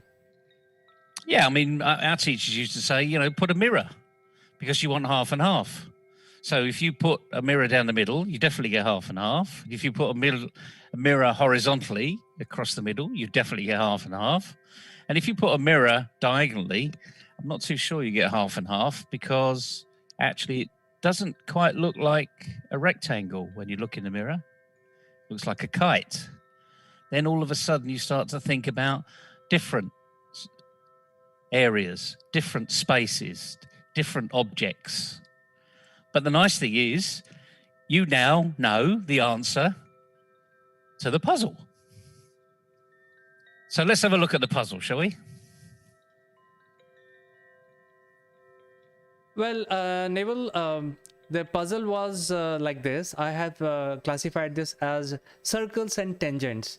And as you can see, just few minutes I will explain to the viewers.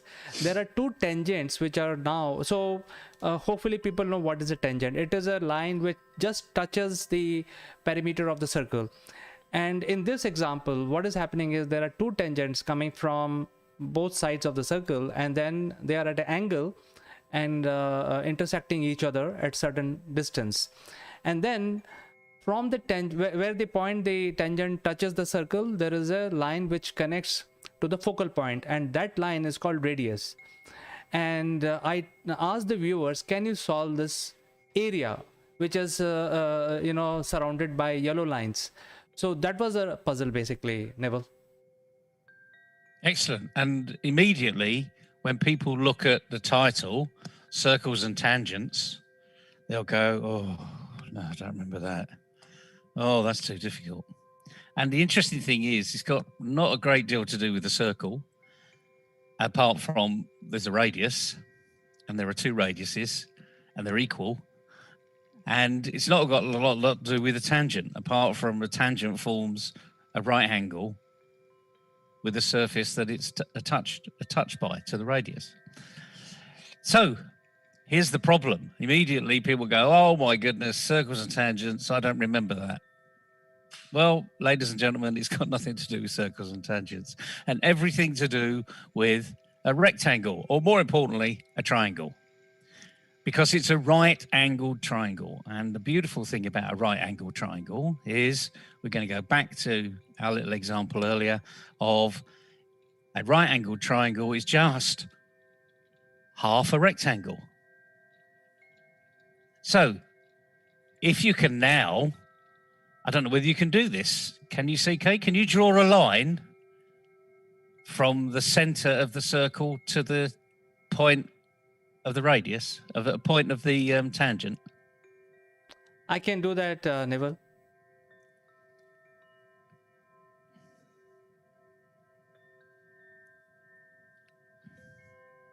Doesn't have to be perfect, just,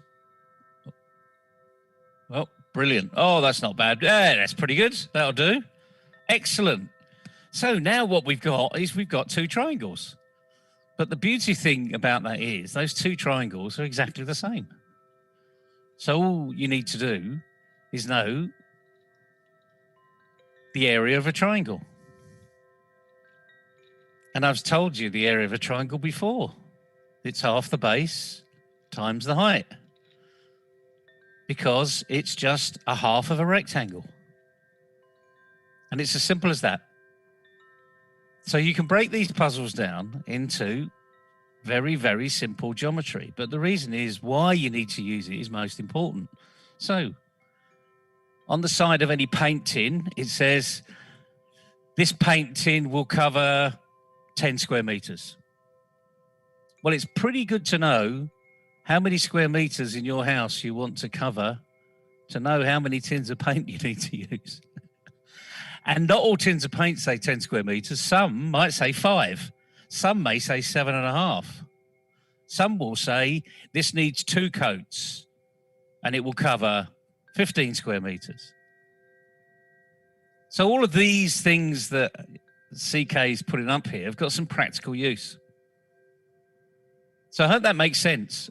And it's a very simple, this is a very simple question, but what you need to do is see through the red herrings. Get away from that which is distracting you. And look at what you're being asked to do. So each of these triangles is half the base times the height. And we've got 2 triangles, so it's double. In essence, what you've done is you've formed the original rectangle. Does that make sense?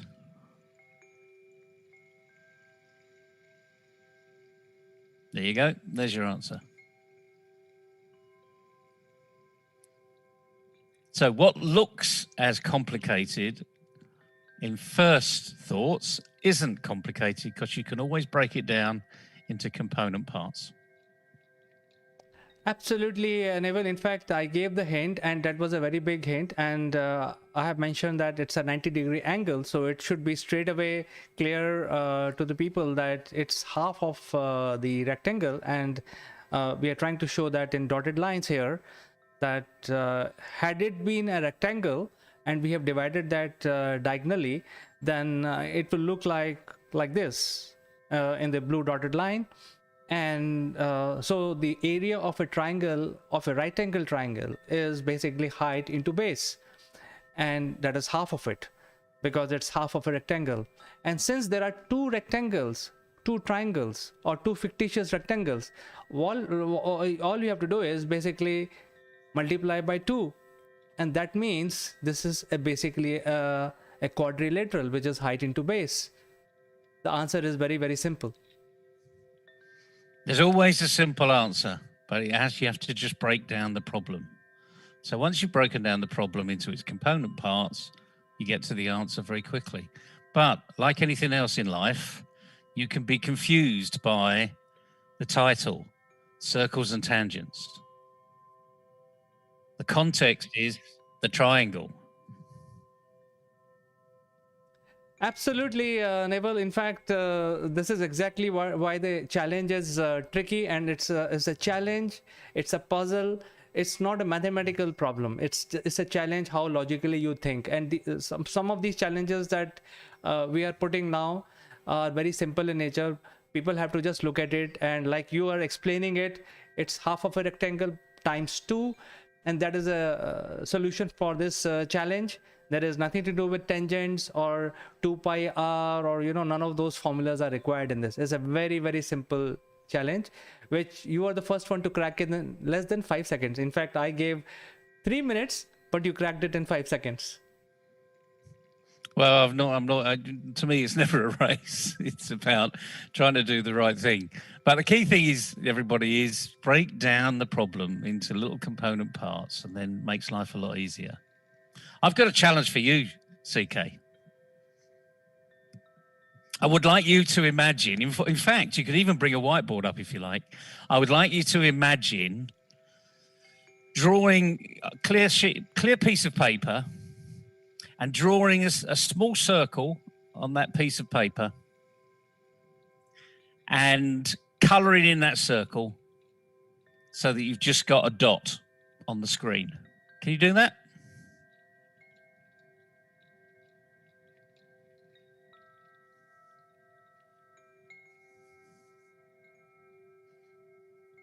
A small circle on the screen.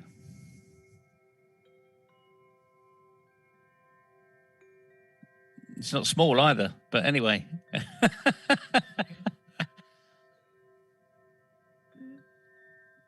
That's better. Right, try, just colour it in with the same colour.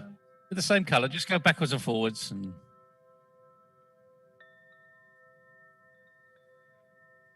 okay, that'll do. Here's a whiteboard. Okay. Now, I want you to close your eyes. Take your hands off the screen, off the keyboard, and close your eyes. Okay? Close your eyes. I can see they're open. Close your eyes. Okay.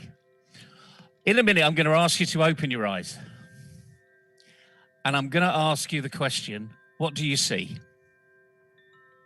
Are you ready? Okay, open your eyes. Now, what do you see? Explain to people what you see. I see a very bad drawing, a round shape bad drawing in blue color. Okay, anything else?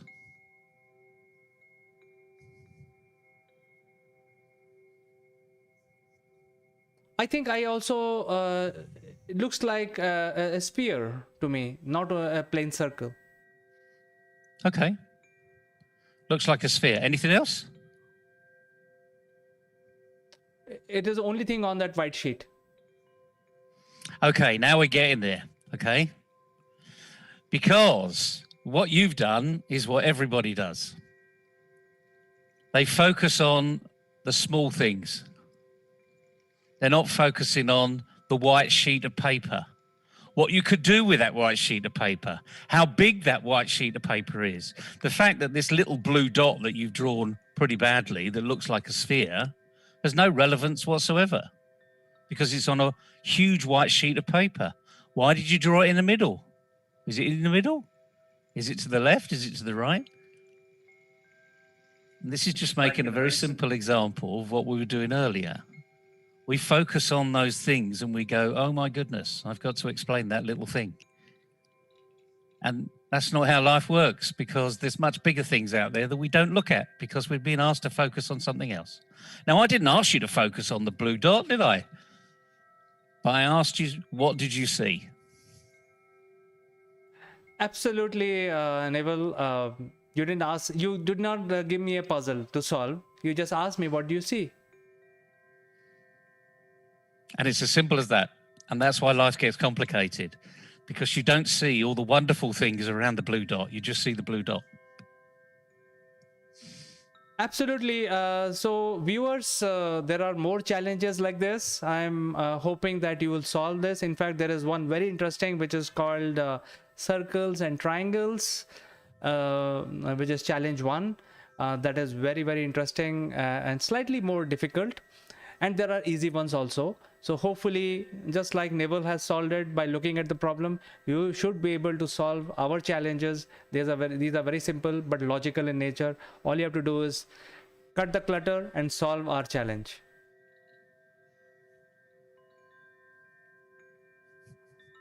Thank you, Neville, for coming and providing this solution to our viewers. And we will catch up in the next solution. Until then, I'd like to say goodbye for today. Cheerio, everybody.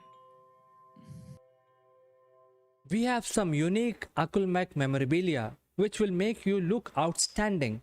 The graphics on these corporate gifts are based on the global best business practices.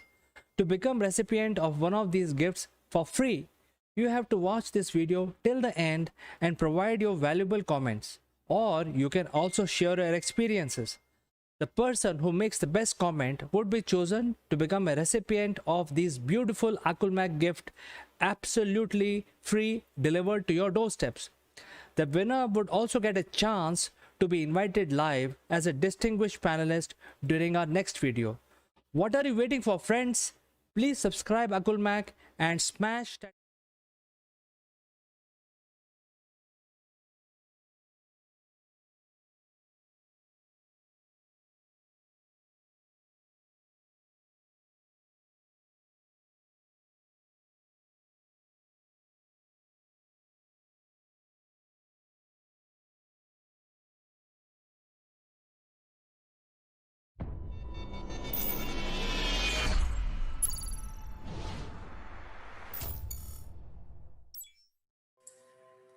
Hello friends, this is Chandrakant from Akulmek Technologies and welcome to our first week of 2021.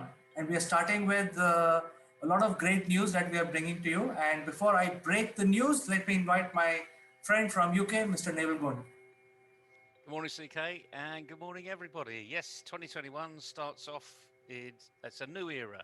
It's a new decade, beginning of the second decade of the 20th century, 21st century. Blimey, need my teeth in. And of course, this is the week for news. New news. We've got vaccines which are now being rolled out. We've got the new Oxford AstraZeneca vaccine, which is literally being delivered today, which is all great news about beating this particularly nasty coronavirus. And I've got a little bit more news to give people today. And this is about future jobs. The World Economic Forum are constantly updating where future jobs are going to be. What are the characteristics of those future jobs? What do you need to have? What talent do you need to have? What academic qualifications you need to have? What leadership qualifications and soft skills and the right attitude? All that's a given, but what jobs are going to be there? And that's what people, young people, particularly, probably 14, 15-year-olds that might be looking at their first job in 5 or 6 years' time. What jobs should I be looking for now? What job should I be being aware of now? Because they're all being told artificial intelligence is coming in big time, machine learning is already there. Some of the mundane jobs that you and I would call mundane jobs are being replaced by robots, which is really good news because, quite frankly, who on earth wants to do a mundane job? You know, you just don't want to do it. So, lots of jobs are going to disappear, but that means that there's an opportunity for new jobs to come through. One of those new jobs that not a lot of people have heard about is being a drone pilot. Any idea what that is, CK? Neville, to be very frank with you, I have always wanted to be a pilot, but never made it. So I became a businessman. But you know, when somebody asked me in school, "What do you want to be?" I would say, "I want to be a fighter pilot." You know, but I think there is an opportunity for me. I think you have started something new, which our viewers would like to know. Well, it was always those chat up lines when you were going to meet girls in a bar, you know, and they asked you, "What do you do?" "I'm a pilot," you know, or it's sort of one of those glamour, you know, or "I work for MI5." Not that they believed you at any one point, but it was always a good laugh when you were talking amongst your friends. But yes, the when you talk about being a pilot, an airline pilot, it gives that level of professionalism, the level of integrity, the credibility that comes with it, even if you're a really bad pilot, you know. But as we know, there are no such thing as bad pilots because they're all of a very high quality. Um, why? Because we trust them implicitly with our lives. You know, pilots don't sit on the ground; they take us up in an aircraft, and typically there are two. There's a pilot and a co-pilot, and a whole crew. But we put our faith and our trust in that pilot.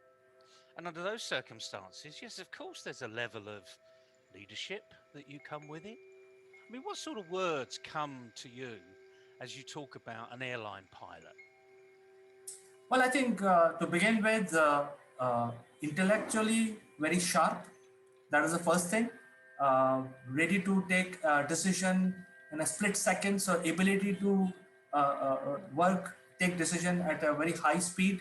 So that means brain works faster than normal person. And then travel the world, go around, see new places, make new friends, and also wherever you go, you are treated with a lot of respect because you are special. You are among the creme de la creme of all professionals. It's very difficult to become a pilot because I think you can be a doctor, you can be an engineer, you can be a colonel in an army, but even to become a pilot, it's just 1% of the professional cream that is used to select the pilot. So I think the pilot pedigree is only 0.001% from our society. It's a very special job. Exactly, it's a very special job, you know, and you and I have never trained to be a pilot, so we got no idea, really. Let's face it. You know, I've jumped out of a plane with a parachute on back a few times, but I've never trained to be a pilot. I really don't know what they go through, but I have an expectation. A few thoughts go through my mind. As being an accountant, I know what professional training I had to do to be an accountant, and I just expect them to have done more professional training, frankly. You know, all of a sudden they're on a different level because I'm putting my trust in them. Now, as the world has condensed itself and shrunk itself a little bit recently because of COVID, there hasn't been actually a huge demand for pilots because most airlines have been grounded. However, one of the future jobs that we do know is going to be there is drone delivery. Now, you might say, well, what's drone delivery? You know, because if you look at drones in the USA in particular, the drones are vehicles. Amazon and all of them, you know, including Elon Musk, are experimenting in delivery vehicles that literally get themselves from the dispatch office to your front door. Whether that's a business front door or it's your home, that's where drones, if you like, delivery have come from. However, in many parts of the world, aviation is a massive issue. Imagine in the worst cases, disaster recovery arenas, you know, when there's been an avalanche or there's been a volcano eruption, then the NGOs are looking at getting people and product services to that local area very quickly. Typically, that's currently being done by airborne drones. For every airborne drone, it's just like an aircraft. You need a pilot. And most of these pilots currently, as I've been experiencing over the last couple of years, are independent. They're only as trained as they want to be trained. They're not necessarily classed as professional. They're not given that accolade as being an airline pilot. And yet they're still actually managing an aircraft in flight, delivering much needed goods that could be a heart that's taken from one hospital to another that needs to be there super quick. And in London, you get jammed in, even with the alarms going on, you know, with the ambulance going no, no, no, no, no, no, no, no, from one place to the next. People still have to get out of the way, and it takes time. Drones have got a clear line of sight, bang, peer to peer, point to point, A to B. They don't have to deviate. Those pilots actually are going to be worth their weight in gold going forward. And what we need to do is to today start recognizing that there are good pilots and bad pilots currently. And what we need to be doing is looking at their training, bringing them together, making them more professional, and at the same time, doing the marketing for them, getting them good jobs. Because these are solopreneurs, remember, you know, and the problem that consultants have that you and I know about all the time is when they're working for this project, they're not actually marketing themselves for other projects. So it's as though they need a 24/7 marketing support so that it's constantly saying, this is what we're doing, this is how we've done it, this is where we've done it. Hence, from the 1st of January, I'm proud to announce that we've launched, along with friends of mine, the Global Drone Pilots Association. And any drone pilot can join, and the real word is for free. We're not going to charge for the entry point. We just want to have a focal point where all drone pilots can show their wares, show how good they are, and we will help them with a bit of training, make them more professional, so that actually they've got, this is a real career. So rather than being a service that people don't value, it's a career service where people do value, which means you need to invest in your own element of that service. So you need to show how good you are, that you are professional, and you're there to do the customer service. And the other thing is, by the way, what do you think you need to be a drone pilot? What technical capability do you think you need to be a drone pilot? Well, I'm already a qualified drone pilot, Neville. I play a lot of games. I have a drone. Exactly. Exactly. It's the game, you know, it's that game arena, you know, because gamers actually make really good drone pilots. They're constantly looking at a screen. They're getting feedback from a screen, a big screen or a small screen. They're maneuvering. They've got great hand-to-eye coordination.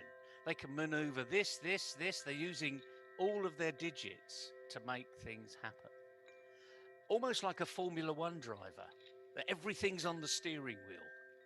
And the feedback is not just from the steering wheel, but from where you're going in front of you. So your Formula One driver, the big screen is live, you know? But they have their own drone arena where they go in what they call the simulator. So anyone that loves playing in this simulator arena, my goodness, there's a career opportunity out there for you beyond the gaming arena. And remember, it's not one pilot for 10 drones, because that's just physically impossible. It's one pilot per drone.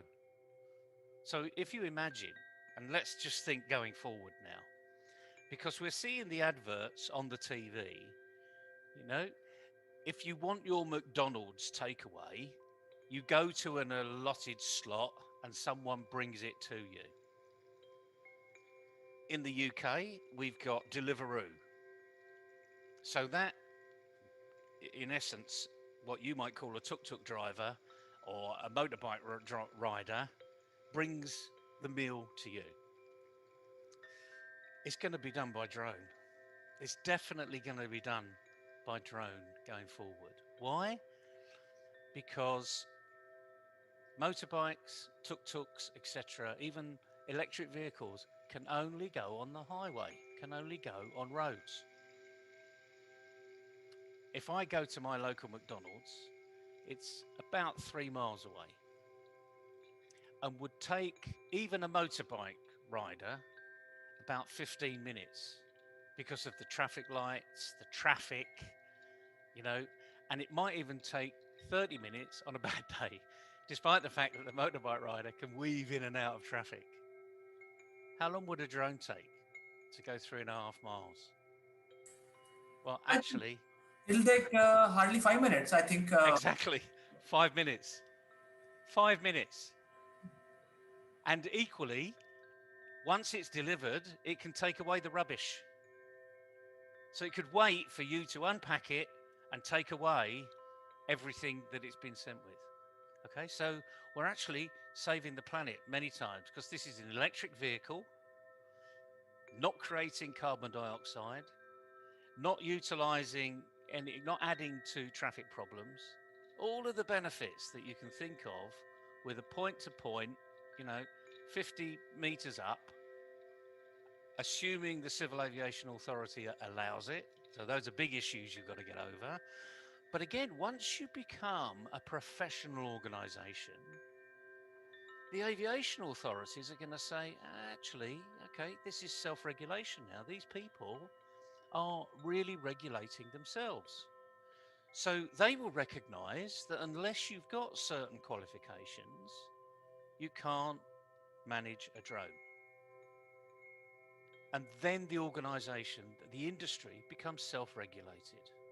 So all I'm doing here is putting a can-do hat on and thinking forward 5 years, what would I as a consumer want from a drone delivery? Because it's going to happen. I want it to be secure. I want the people to be professional.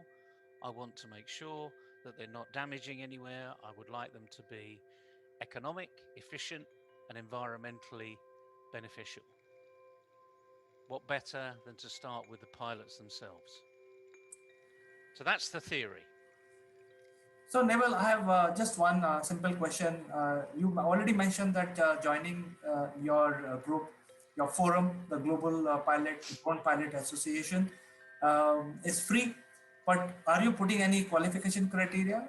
Who will be eligible, who will not be, so that people know exactly what kind of quality of resources that the forum is maintaining? Just like anything else, this is brand new. There is no qualification around drone pilots apart from what have you done before. So if a farmer, typically farmers employ drone companies all the time because they like to have the topology of their farm worked out, what crops are growing faster than others, where's the water problem, etc., etc. Huge amount of feedback from this little drone about so big that just travels all the way around their particular acreage. There are no qualifications currently. It's literally, what did you do on your last job? So just like when you employ a consultant, it's how good are you? Where's your references? So in the first instance, we're going to say, if you are currently a drone pilot, you know, you must be doing something. Whether you're doing it good, bad, or indifferently, only you will know. But come with us and we will show you how to be professional. Of course, we will bring in qualifications down the line, but in the first instance, this is calling all drone pilots. wherever you are, or even potential drone pilots. You know, because there are so few university students out there that are good gamers are thinking, oh, I've got another option here. I got another employment opportunity, something that I really enjoy. And I'm doing a degree that I really enjoy too, but I could actually make money about something I enjoy. And that's the answer, you know. And as you well know, and I regularly say, if you're doing a job you enjoy, it's not a job, is it? Absolutely. In fact, That's the whole point. absolutely, Neville. If you look at Will Smith, he was very brainy. He is brainy. He reached Harvard, but then he quit Harvard to become an actor, and he enjoyed doing that. In fact, I like to say that I will be of among the first few applicants on your forum. I consider myself as eligible for drone pilots. I will register. I will also tell my friends to register because I think there are a lot of enthusiasm. There is a forum which is coming up globally, a database of all the drone pilots across the world, which can be leveraged. So I think I wish you all the best. It's a fantastic initiative, Neville. I think this is going to go forward from here. Well, I hope so. And as I say, this is the job of the future. It's a job of today, but not many people recognize it. So what we need to do is to say those that have got accountancy qualifications, those that have got architect qualifications or acupuncturists with qualifications, why not drone pilots? Because all of a sudden that takes you to a completely different level. It becomes a recognized profession. And under those circumstances, it will be a global commodity, a global service. Remember, a drone pilot could be living in Delhi and working in Minnesota. How about that for an online opportunity? That's the power of digital, and I think it is going to affect us all. And I'm very excited, Neville, that you've started this. I know you personally also. I would register, and I'll ask all the viewers, my friends, my family, who feels that this is something they want to do, can register. So I wish you all the best for this new initiative which you have launched in 2021. Thank you very much, CK. Have a good day, everybody. And remember, something you enjoy is not a job. Absolutely, Neville. We will catch up with you again with some interesting subject. Until then, bye-bye. Bye-bye, everybody.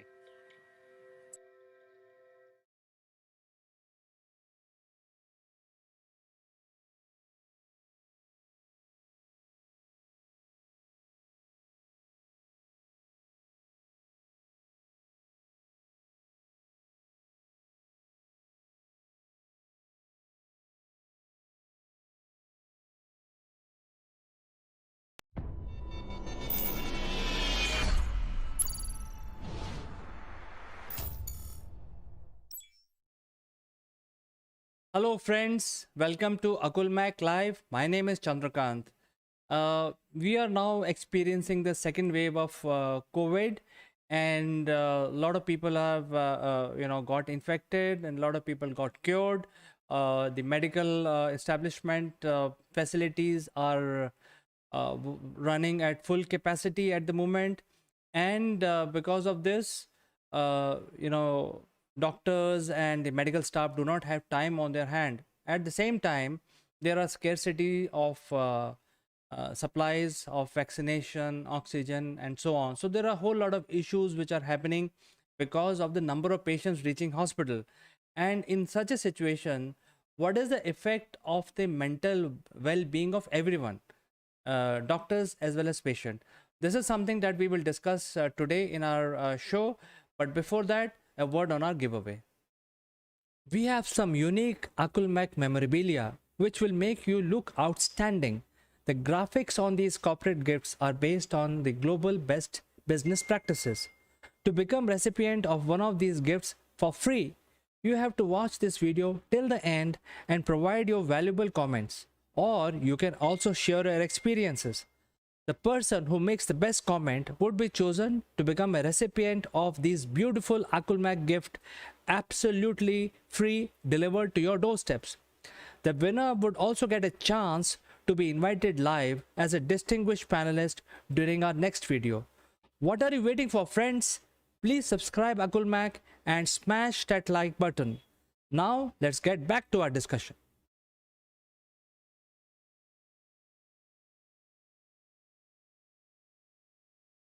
Hello friends, today we will be discussing about the mental well-being from our guest Dr. Pooja Bedi, who joins us from Shimla. So let me present Dr. Pooja Bedi to you without further ado. Greetings, CK. Hope you are doing fine. And this was nice to catch up with you. Thank you, Dr. Pooja, for asking. In fact, everyone in my family is doing fine. All the adults have been given first jab. We are waiting for the second jab. I think we are waiting for the call to come from the hospital now after 1st of May. Otherwise, we are maintaining social distancing, following all the norms. We are all doing fine. Great. That's really nice. Nice to hear. Well, doctor, I think I want to ask you a very specific question today, which is related to the mental health, mental well-being of everyone, which is related to elders, middle-aged people, and also kids. We have seen the first wave. We have now seeing the second wave. And since you belong to the medical fraternity, you meet so many patients and doctors, and you have a lot of friends all over the place. What is the kind of difference in attitude you have noticed between the first wave and now? Let me first start the conversation, CK. It's a wonderful question. We are very well familiar one of the term that is adaptability. This is how and why the human race has been surviving and is still in the process of surviving in this pandemic. But during this adaptability of the phase, I myself has seen two drastic bifurcations in the attitude, you can say, of the human. When the first wave was there, and now we are undergoing the second wave of the COVID. In the first wave, we were more scared, we were more disciplined, we were more, taking precautions, we were getting ourselves more aware, we were more adaptable to many of the norms that were set by the government and many other factors. But when we are going through the second phase of the pandemic, there's a total reversal of all these things that have happened. You will see people have become less scared.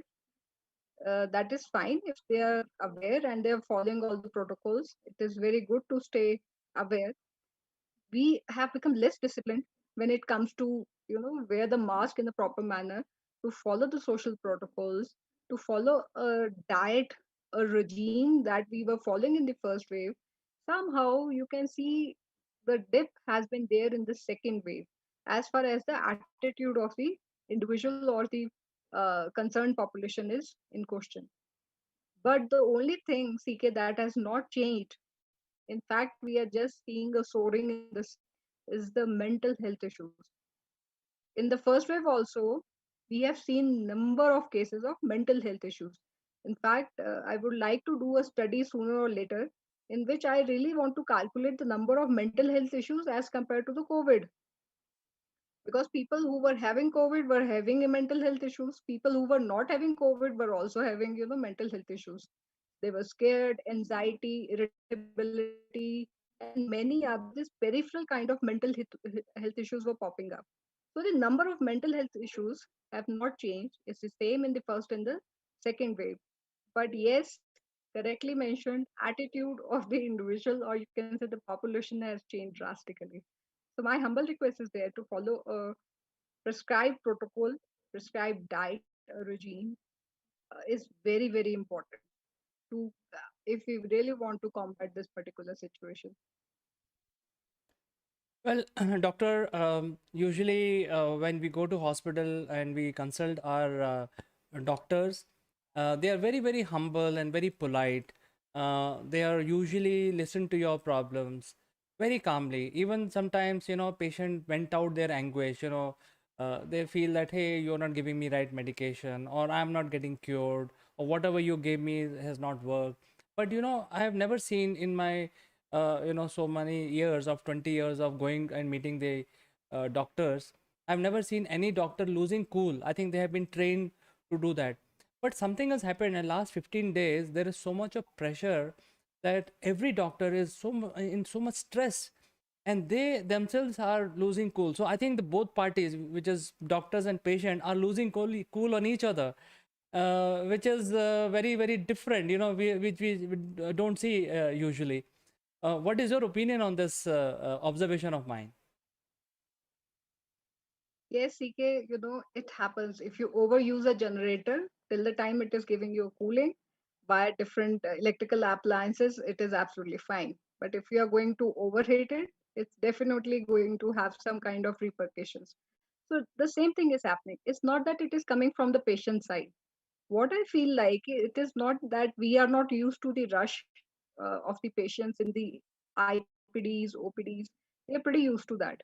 So this is not a big question. But the question is, when you don't have the resources, so if you don't have the resources, how are you going to cater for the people who are actually looking at you for a need? And if we are not able to fulfill that, it somehow definitely will generate some kind of anguish. So the conflict, the reason behind the conflict for whatever is happening between doctor and patient is not because between them actually. It is the non-availability or the very low amount of availability of the resources in terms of, you can say, oxygen supply, in terms of vaccination, so and many other things. PPE kits for them, the kind of hygiene facilities they require at their front, those are lacking. So all these factors which are contributing is actually leading to this kind of conflict. But there has I don't think there has been a direct conflict during this pandemic between the doctor, physicians, with their patients. This is the profession, and we should be dealing with it in a more gentle and a humble manner. But it's a resource and resourcefulness which is uh, doing all this stuff. Yes, doctor, I think I agree with you because there are overwhelming crowd at the hospitals, and different hospitals have different processes to manage the crowd, crowd management and all that. Eventually, everything lands at the table of the doctor, and doctors are aware of the situation more than the patient because the background of what is going on. Doctors are much more aware. They have a network, so they feel sometimes helpless, and because of that they are losing cool, it looks like. Um, but patient must also keep calm because this is a pandemic that we are dealing with, and it's an act of god. It is something that nobody has control. End of the day, even doctor has come from us only. We are all human beings. So if I'm a patient, doctor is also a human being, so we have to treat the doctor also like a human. Considering all these things, what is your two letter mantra for patient as well as doctor to maintain their mental peace? CCK first, for doctors, though, it's very difficult for me to recommend anything, but only to have patience. We have to be very precise with the kind of conversation we have, since we don't have time so much these days. So it has to be very precise, of a shorter duration. And yes, some kind of resources are to be made available by the government and at the end of the hospital itself and the pharmaceutical companies. For doctors to maintain peace, they don't have time for that, CK. At least till the time we don't see the peak of the second wave, which is expected to come in next couple of weeks. So somehow we have to be on our toes, and which is pretty fine. This is what the soldiers have been doing it since so many years, for our country. So we can be on our toes as well. So it's not a big deal. But coming down to patients specifically, see, first, CK, the factor is the knowledge, the kind of knowledge and the kind of correct facts are there in it. Till the time the correct facts and the logical facts are there, it is fine. But when they are mixed with the unlogical and the things which are more mythical in nature, they tend to somehow generate some kind of irritability and anxiety in the patients. So my request to all the people first is to please be nicely aware of what exactly is happening. Be prepared for the unpredictability that is happening. The only thing we can predict these days and for next couple of months is the unpredictability of the pandemic, how it is going to go into what way it is going to turn out to. So be aware, please be very well prepared for the kind of unpredictable predictable situations that are going to come. How we can handle is a thing. Now, CK, when the first wave was there, we were adapting in nature. Now, in the second wave, we have already adapted to the changes. My own parents and in-laws were not very, apt with the virtual media usability, but now they both are actually at both the ends. They are very apt calling on WhatsApp or Zoom calls or any virtual media calls. So now we have adapted with the time span of good 1 odd year. So when talking specifically of the children, the schools are open, so fixed scheduling, a good timetable is to be maintained. See, 4 5 hours are already gone in the school, then homework consumes some time. So as a parent, it becomes a responsibility to give them some time for the recreational activity as well. The exams times are coming, we can't just push them for one or thing, studying all this thing. But the social factors, since the physical communication is also not there with the kids, so it becomes a very crucial responsibility on the parts of the elders in the family to look after children in a manner where they can actually spend a good quality time on recreational activity. CK, if please I may add, one of my friend's son is in class 10 and he has already got 1 odd certification animation. So this is how the kids are smart these days. So it's a very good time where we can adopt to a skill, and since the time is there with us, we can actually make it applicable as well. So I highly endorse to please go for kind of skill development, and there are government portals actually. If I'm not correct, I think Swayam portal is there by the government, in which it is so cost effective. Some of the courses are in fact free of cost. So and many more sites are there from where they can do the skill development probably after seventh or sixth class onward. So this is how they can actually engage themselves mentally, physically as well. But on the physical aspect, it's very crucial to make them do some kind of exercise and meditation. Very, very important to generate the patience that they require. You know, talk to them. Let the communication be there. Don't block the communication. Even if we are working there, we were working prior to this pandemic as well. So the same scenario is there now. We have to uh, spend the same time with the kids and elders in the family in order to bring the mental peace in them. And trust me, when you're doing good as a parent, if you're putting ticks on all the responsibilities that you are doing, it somehow brings the kind of satisfaction and mental peace for the parents or the elders in the family as well. So it's become very crucial how to handle the kids, but it has become also a boon. It's been a year. They are more used to virtual media. They are more active on it. They know better things than us. They are, making apps and they are doing so many things. But the main pressure, I think, basically is on the parents. Elders in the family, they are also happy, enjoying learning the new skills or new apps or some new tech features. But when it comes to parents, especially working parents, I'm talking about, it has become a very monotonous kind of lifestyle for them. So my recommendation for them is to please don't cut off your diet. When you have a very fulfilling, nice, rich diet, we tend to feel very happy. So have a relaxed meal at least twice a day.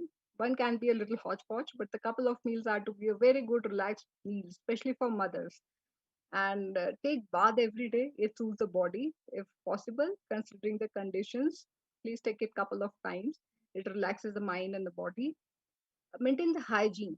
It's very important to maintain the hygiene because of the pandemic and for the other factors as well. By the hygiene, I'm not just concentrating on one factor, taking bath, but how we cook food, how we prepare meal, and how we serve it. So these are all become very crucial factors when it comes to the hygiene. So it's very crucial to cater for the mental health of the kids and of the middle age group and of the elders. There's one last point that I would like to add.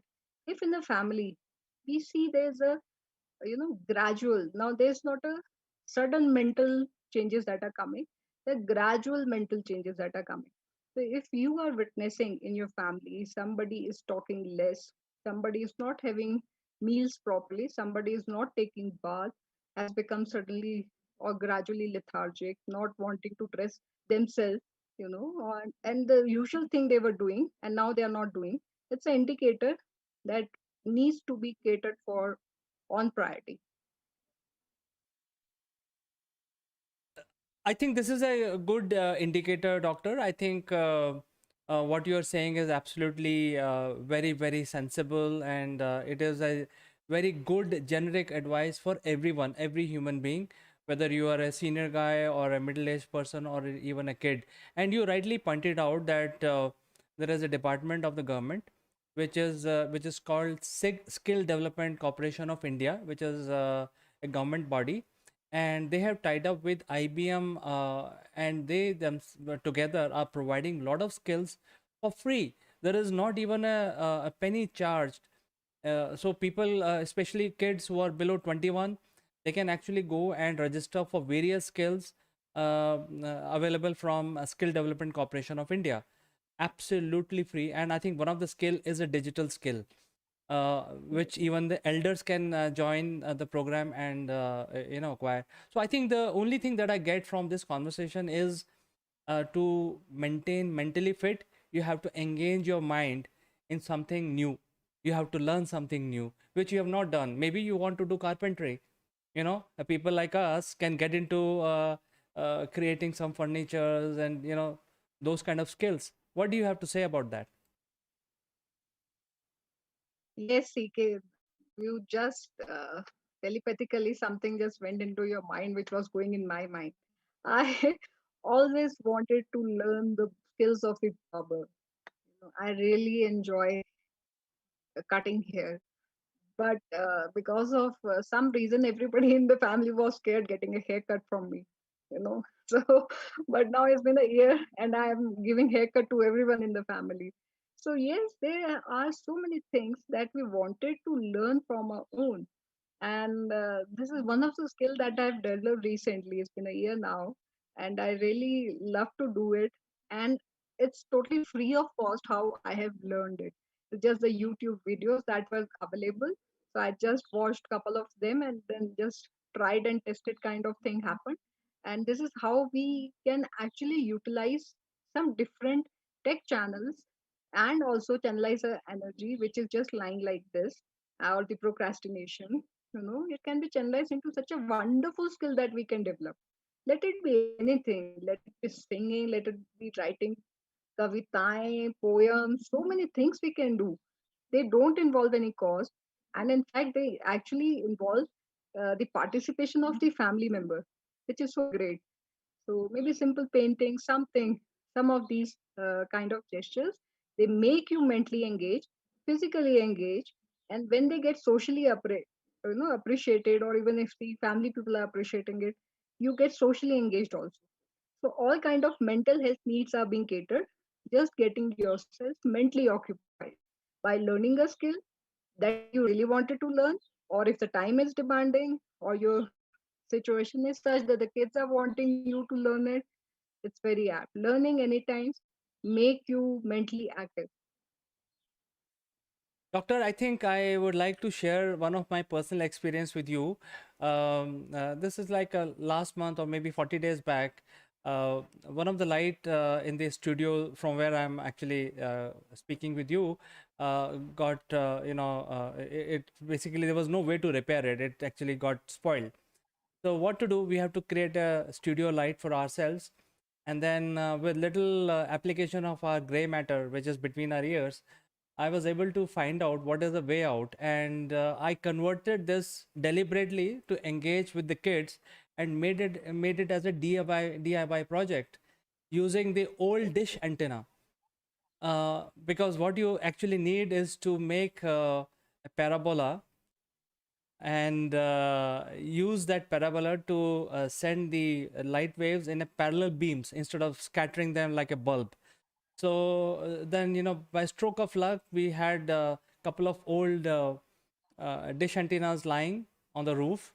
We went with the kids, three of us went up and selected one of them, cleaned it, polished it, made the surface shine like a mirror, put a very a small bulb LED light, and voila, we had a studio light up and running. And that is still, I mean, this is on this my left hand side, this light is actually giving light to my face right now. So I think what you told us today made a lot of sense. I think we need to do things as a family. I think we should also develop some games which all of us can play, kids, elders, and even the middle-aged people. So all three generations can play, sit together on a dining table and play some games. I think this is what is required. I actually learned this from you after talking to you today. I really appreciate. There's so many things I keep on learning from you, CK, and many other friends of mine, and people who are stranger to us on media, virtual media. It's so grateful. We should be grateful to God. So my last message, CK, is to everyone: please follow the social protocols. Those are very important. Even in spite of you getting infected once in the first wave or in the second wave, please be responsible for the people who are around you. Second, please follow a very good diet. Don't do dieting, and don't be so much worried about getting couple of kgs in next 2 3 months. You will have enough of the time to lose it on. Please, but consider the comorbidity factors in this case. Follow a regime, uh, exercise pattern, some mild things, and as CK you yourself very correctly mentioned, family involvement, which is no cost effective. There's no cost involved, and no time, so you can flexible timings can be catered for this particular activity. So great going. Please do the family activities so that you are socially, mentally, physically engaged. Stay safe, stay healthy. Thank you, doctor. And I will update you what games that we have invented in our next episode. Until then, I like to say goodbye for today and only to catch you in the next episode next week. Thank you so much, CK. Thank you.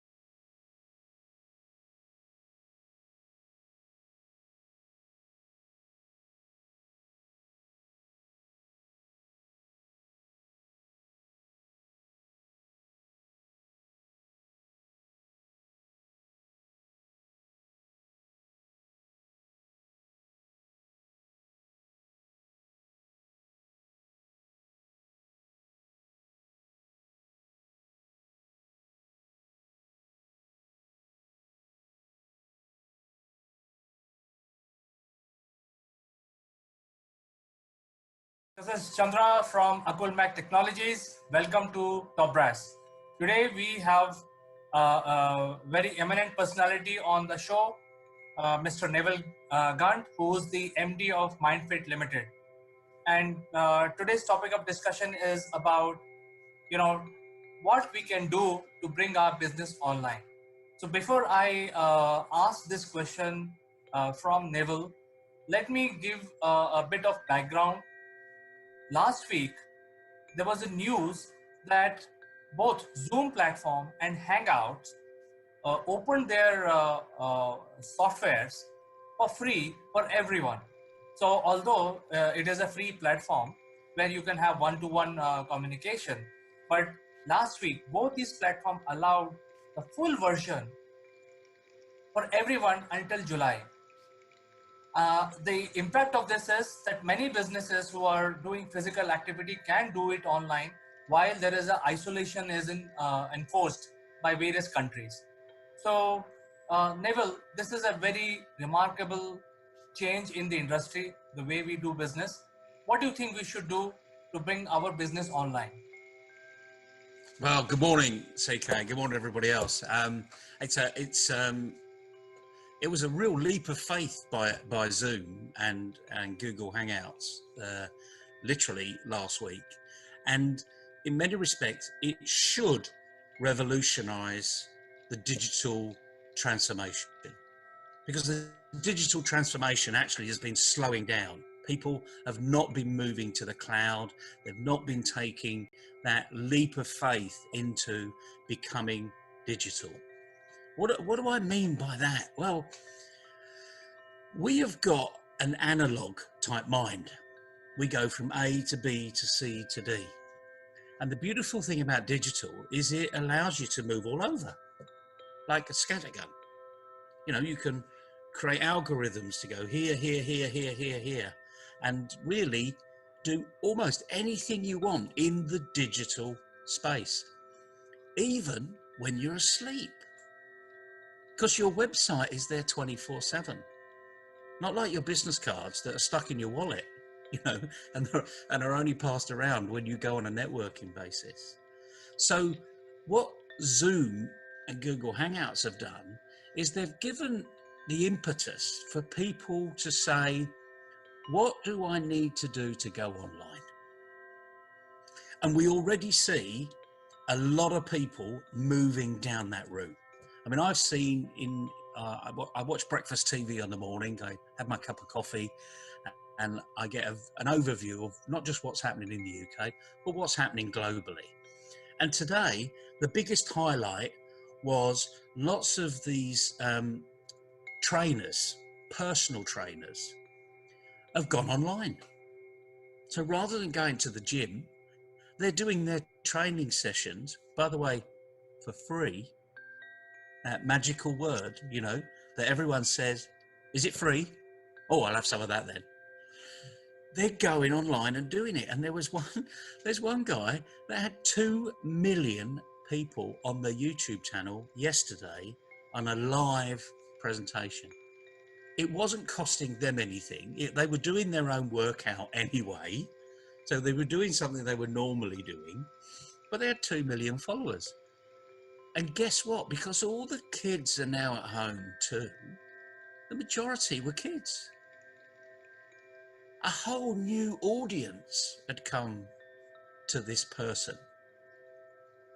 And we're seeing it with other presenters as well.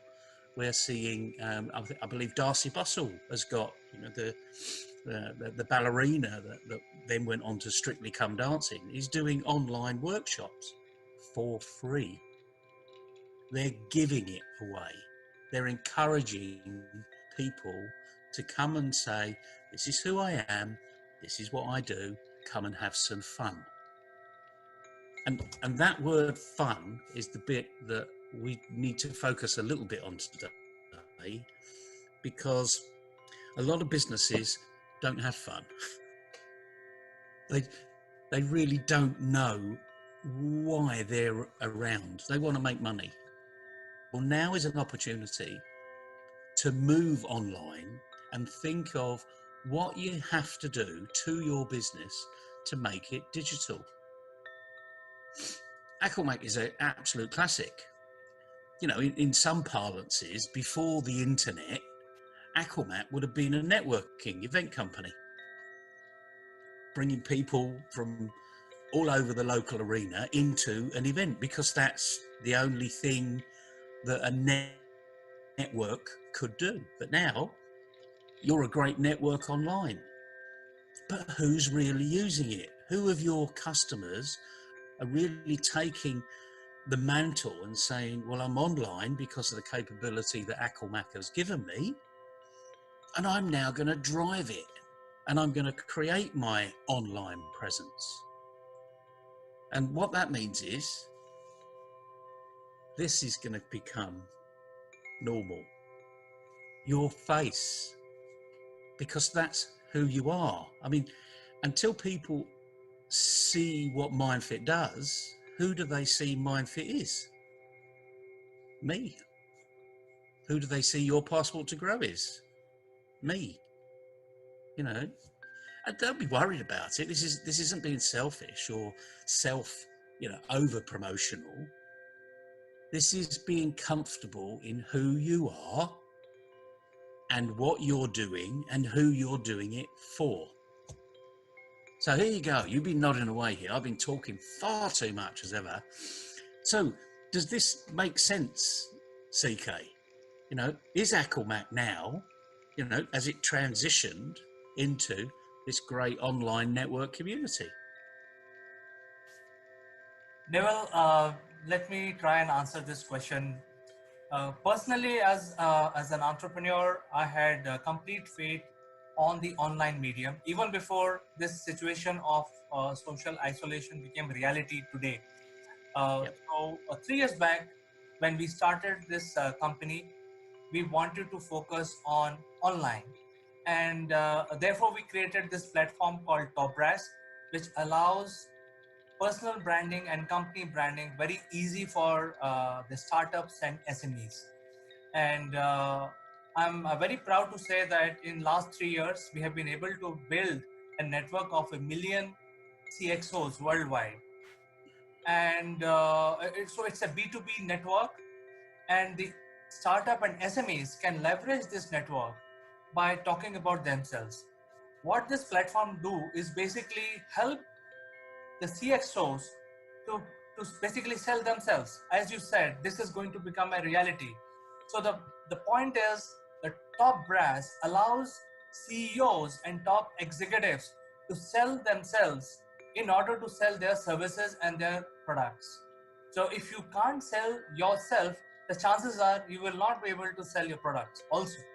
So this is a strong platform that allows the CXOs to go and talk about what they feel about their product, about the industry, about investor community, about the growth path. This shows the maturity of a person, and hence you create an image. Hence, the person can create a certain level of maturity, business maturity and etiquettes, which will help you sell your products from the company. So this is exactly what we are providing, Neville. I'm quite happy that we have about 1,500 SMEs and startup using it globally, and this number is poised to grow. So there are two growth that we are seeing. One is the B2B network is growing on one side. That means more and more people are coming and joining, and the user community is also growing because now the B2B network is strong enough for the SMEs and startup to address. So I think even before the social isolation became a reality, which I'm personally presuming that it is going to be there for next couple of years, because whatever we are seeing today is not going to go away just by 2 weeks of isolation. No. So my urge to the SMEs and startup is to get online, get onto a platform like Top Brass, change the way you do business. Try to bring online into your, how do you do your marketing? How do you do your branding? And Top Brass can be one of the very low cost, high value tool for any CXOs who would like to address the B2B community. Gotcha. And that was so rich because you explained your journey, and that's what people want to hear. Someone's going to buy from you, they want to hear about you. What makes you tick? Why are you doing it? Because there's lots of other people that are doing it out there. Just from networking platforms generally. Facebook is a networking platform. Twitter is a networking platform. WeChat is a networking platform. And LinkedIn is supposedly the professional networking platform. So you may have been able to escape the digital world until now, but this isolation, as you say, is not just a couple of weeks. It's not even a couple of months. What's happened to the world is very akin to what happened to the world in 2008-9 with the financial crisis. Then we should have been rushing online. Everyone should have been looking at doing things differently. There is a worldwide audience. Lots of your current clients on your platform don't just sell locally, they sell globally. They have no idea where their next sale will come from. You know, some people have got online shops. I mean, Amazon is the biggest online shop in the world. And I bet a lot of your CXOs and a lot of the employees of these companies that you know and are connected to are using Amazon for all sorts of things. So this isn't different, but it might be different to what you're doing as an organization currently. I mean, not everyone is as beautiful and handsome as you and I. You know, a lot of people have got a face for radio, as they say, you know, so you actually don't see anybody here, you know, all you see is the hand. Well, the thing is, don't talk to the hand. You know, you've got to be that online presence.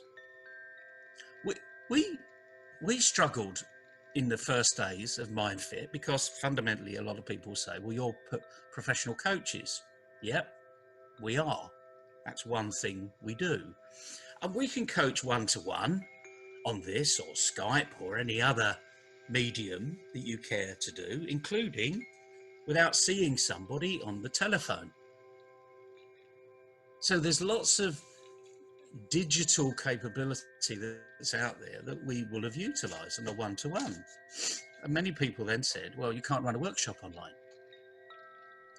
Now, listen to the words. You can't run a workshop online. Well, there's a little map behind me that perhaps you can't see the word can't, but it's down the bottom of the map. There it is, can't do. You've got to get out of that can't do mentality, because frankly, you can do anything that you put your mind to. So we took that challenge several years ago and said, okay, we're not practicing what we preach here. We're listening to people saying, you can't do workshops online, you can't do this, you can't do that, you can't do the other. Well, let's say, okay, we need to be a can-do. So what can we do?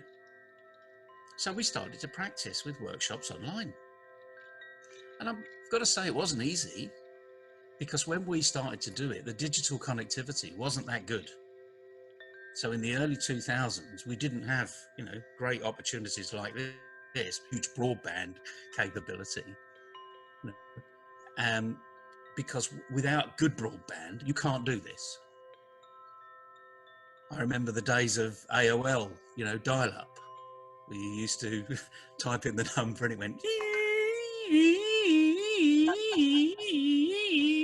you know, and then all of a sudden you're in, you know. Yeah, we are old, everybody. Yeah, but you know, many times that sound that you made will repeat it once again. Exactly. And you think, am I connected? Have I got this, you know, am I now connected? And I see this AOL thing go round and round and round. And we haven't done any better, actually. That timer's gone now, but we still see this thing go round and round and round and round. In other words, you're in your TARDIS in the Doctor Who arena somewhere, but you're not quite sure where you've gone. So yeah, it wasn't easy, but the thing is, we knew we had to do it, because if you're going to scale your business, if it's going to work for you overnight while you're asleep, if you're thinking of franchising your business, you know, on a global basis and getting clients from all over the world, then the only way to do it is digital. You need to have the online presence. And, you know, Top Brass is perfect. It's done all the hard work for you. All you've got to do is now you've got to use it. It's a bit like when you first create your first website and the web developer comes back to you and say, well, what do you want to put on it? And you think, well, I'm paying you, the developer, to put the website together. A web developer has no idea what you do, how you do it, or how you want to say you do it. They can give you some real nice glossy templates. You know, they can, like a designer can come up with a pop-up like this, but it's a blank sheet of paper as far as they're concerned. They can put things in certain places, but you've got to put the content. And this is where we get divorced from our business. And yet we're totally engaged in our business. When we get this networking opportunity to talk to someone in front of people, you know everything about your business. You're gushing with it. You're passionate. People can see the passion. How do you see the passion in pastel colours on a website? And we've all been there, haven't we? You know, how do we get our message over? And we spend ages on the little design of our business card, because that's relatively straightforward. But we spend very little time about thinking what we do and what all of our messages are doing, not just in our printed material, but in the digital material.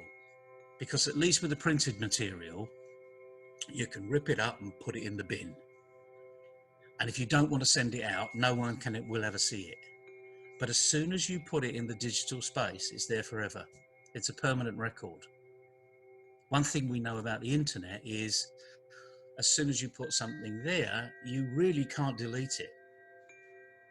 It's somewhere in someone's data recovery system. It's somewhere now in the cloud, which, by the way, isn't the cloud. It's still a bunch of servers somewhere, physical. So Neville, this is exactly what Top Brass comes in the picture, because the Top Brass works on a concept called eyeball.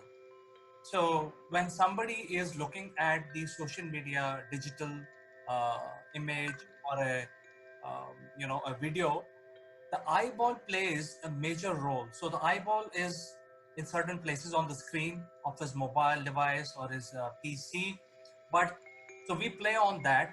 We will try to make sure that your promo has the maximum stuff in the eyeball area, and the duration at which the duration for which your content is visible is only 10 to 15 seconds. So first off, you have to design something which is in the eyeball area, and then you have to make sure that it is attractive enough to tickle the bones of your end user or your investor to go and further explore about your company. So this is exactly what we do. We allow this facility to come forward for all the SMEs and startup. The second thing is, at a very low cost, the startups can actually address all social media without any prejudice, because each social media has its importance in promoting the brand and promoting the business. So Yep. it is not only LinkedIn which will get you business, there could be a Twitter feed which will give you a business. So Top Brass is a one-stop digital platform which interconnects all social media into one. So you don't waste time in creating multiple formats. One is for Twitter, another one for Facebook, another one for Instagram, and so on and so forth. There are so many. There is Tumblr, there is Quora, there is Pinterest. There are so many others as well. So this interconnects all these platforms so that you make one post. Top Brass will take care of formatting. It will take care of eyeball. It will take care of making sure that it has visibility of your brand and your products.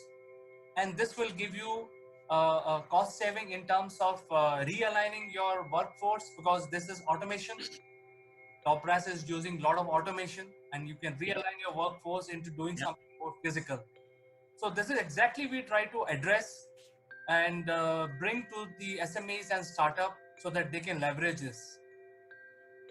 Yeah, you're absolutely right. And again, people will hear, actually, there's a lot of work that's gone into this, a lot of hard work, a lot of investment that as an SME owner, you don't even need to know about. You're being educated on this is how you do it. All you've got to do is go and do it.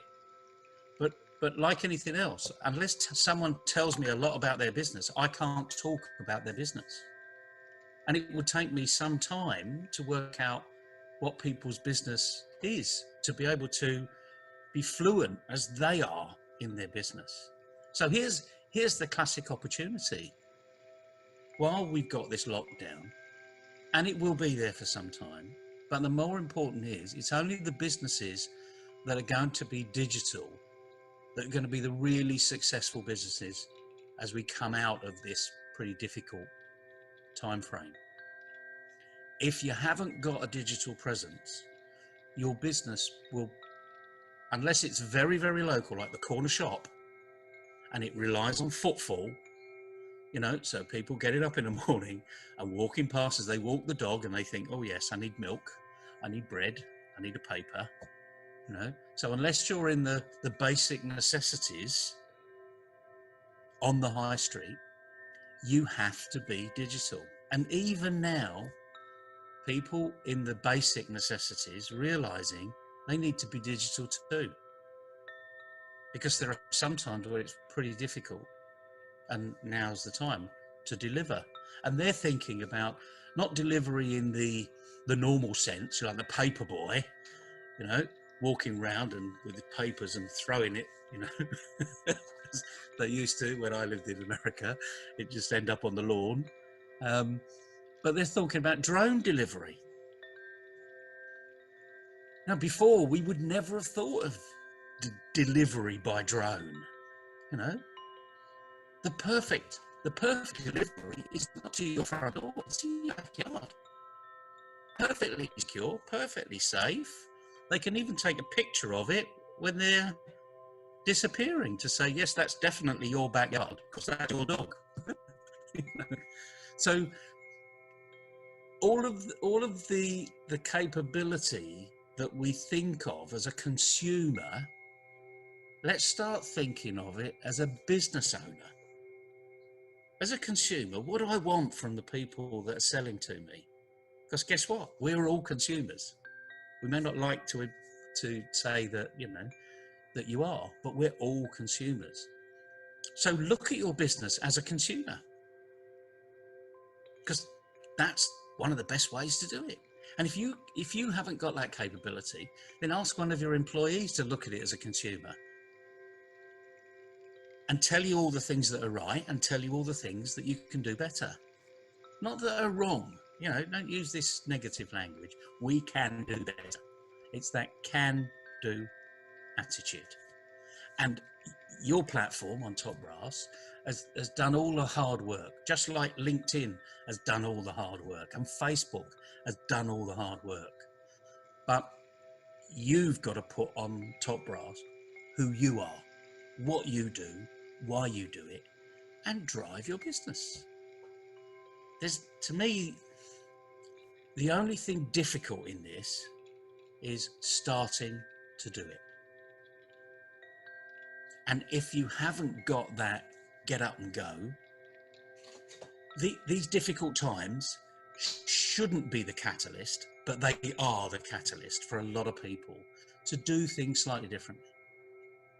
I know people that are not very good at public speaking, and I've given them loads of advice on how to become a good public speaker. Guess what? Google it. You don't have to come to me for that advice. Just Google it. How to be a public speaker. There will be billions of responses on Google that will tell you how to do it. The thing is, you've got to have your filter on of who's telling you the best way and the right way. So go to the more established experts. Don't go to fake news sites. Governments around the world are closing down all of the fake news. Why?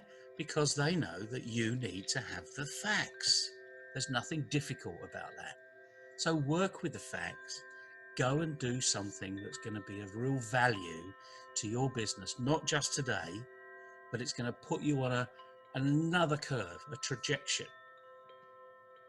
And when you start to do it, do you know what? It's a lot of fun.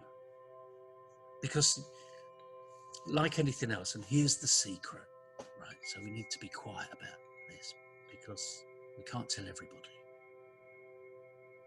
Look at who's doing it really well Oops, secret's out the back. You can copy anybody as long as you don't copy it word for word, because it's your business, it's not theirs. Copy it. If it's really attractive for you, then do what they're doing and adapt it to what you're doing. It's not cheating, it's called being smart. One of the best things you can ever think of is look at some of the really big companies in the world that do lots of great marketing, are on TV doing advertising. And look at the stuff that you get involved with. You know, if you've never looked at adverts like this, you need to start doing it, because guess what? The TV stations are still doing what they've always done. Advertising is still being sold. Go on and look at the next run of TV adverts and just see which ones draw you in. You know, if you look at all of the perfume adverts, typically they're really attractive women. They're not ugly guys unless they're selling male perfume, in which case, guess what? They tend to be really attractive guys. You know? And even if we don't think of men being as attractive as a man, of course there are people that are attractive. But the point is, it's going on to your senses. It's going on to your feelings. Go ahead. You know what? In a male perfume arena, it is an average Joe kind of a guy who's attracting a very beautiful woman. So that's the difference, you know. But you see, that's what you've observed, okay? And that's important, okay? Because they've captured you. And you're right, I can think of some of those. Right. You know, and the point is, they've spent millions of dollars on this advertising campaign. So just think, well, why did they do that? How did they do that? What were they thinking about? Ask all of those questions rather than saying, oh, that was a nice advert. Because anyone can say that. Now look at it from your business point of view and take the messages that have appealed in that arena. Now, not all of the messages, you know, so if you're not into perfume or cosmetics, then you may not immediately think that there is any transition into your business, which is making, you know, glasses.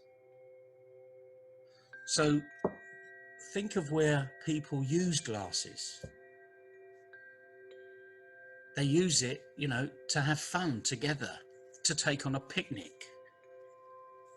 We've said in one of our shows, you know, a Bic pen and a Mont Blanc, as far as a lot of people are concerned, is a pen. I use a pen to write. But it makes you and made me feel great to have that Mont Blanc pen. It was a status symbol. It made me feel great. So if you're selling Mont Blanc pens or a consumer product which is at the high end, it's feelings that sell the product, not the fact it's a pen.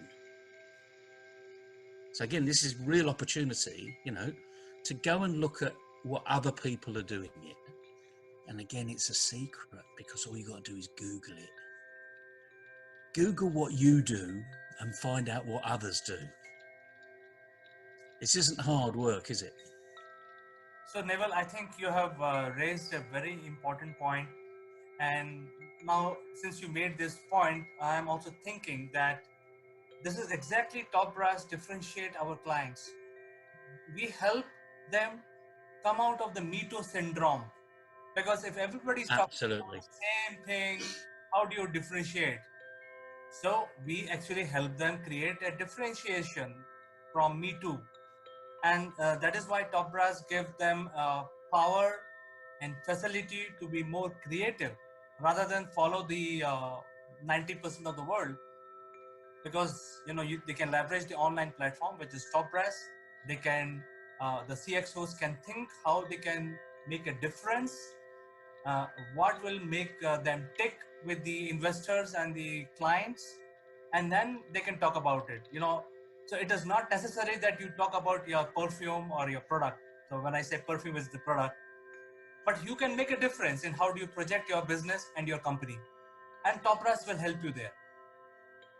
Yeah, absolutely. And and the thing is, utilize the resources that are at your control. And a lot of people don't look further than the end of their nose. Well, now's the opportunity. Right. You may not think you've got plenty of time on your hands, but you're a very successful business, and you will be successful once again when all of this, nonsense is out of the way. It's really important. It's a serious issue. I don't want to belittle the issues that we're facing as a global community, but the sun will shine tomorrow. Are you in the best place you can be to take advantage of the sun shining? And it's a simple question we can all ask. So the message is to go digital, use the great platforms that are there, Google what you do as a business and find out what others are doing, and then copy it, because that's all you've got to do. I'm not talking about plagiarism here, because this is still your business. If you sell trainers, then, running trainers, then there's a huge market outside of your door.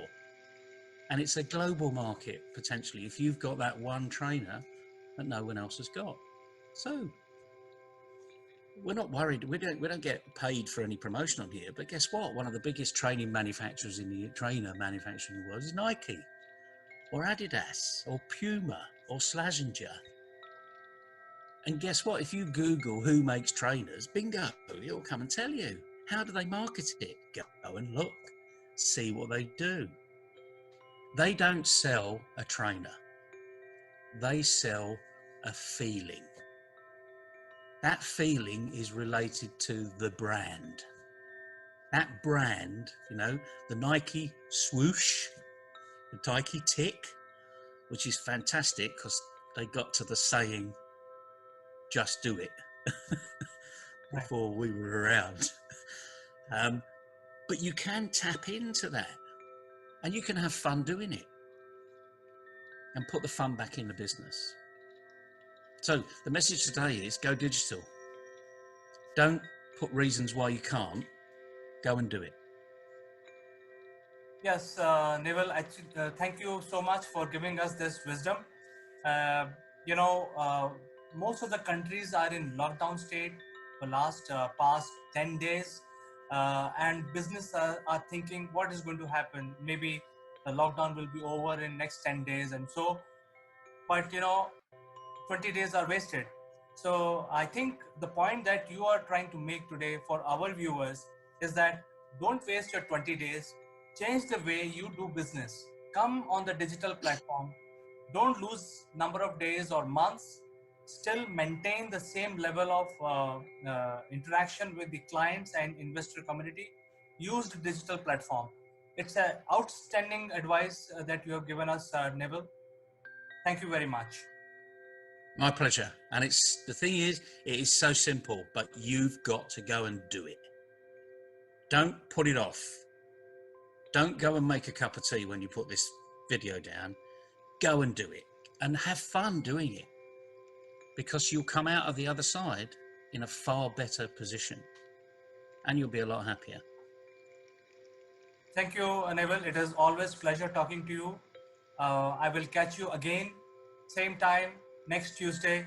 Until then, bye-bye, take care, and be safe. Bye-bye, CK, and definitely be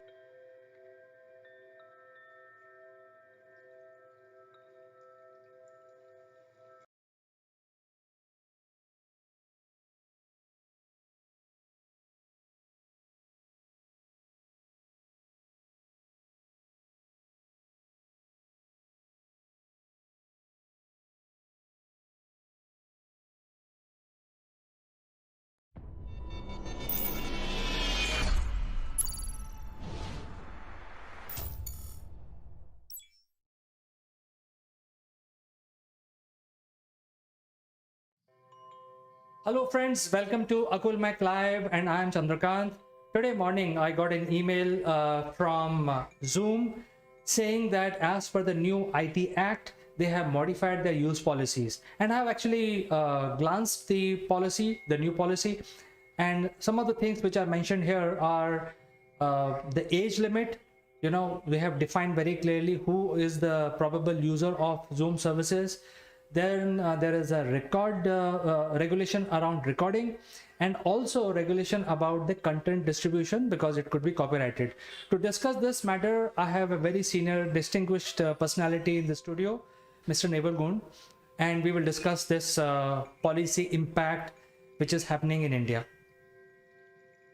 Good morning, CK. Good morning, everybody. And yes, these providers, content providers, platform providers, are now being pushed heavily by governments around the world to maintain security, maintain copyright, and maintain lots of other things, privacy in particular. But I think something that may have missed a lot of people's attention here, and this is particularly for schools, because the majority of schools during COVID jumped into the digital world, and by far and above most other platforms that were currently existing, Zoom is one that I think an awful lot of schools have locked into because of the flexibility and the ease of use and the fact that you don't have to have a huge program running in the background. It's all web-based, it's nice and digital, it's nice and quick.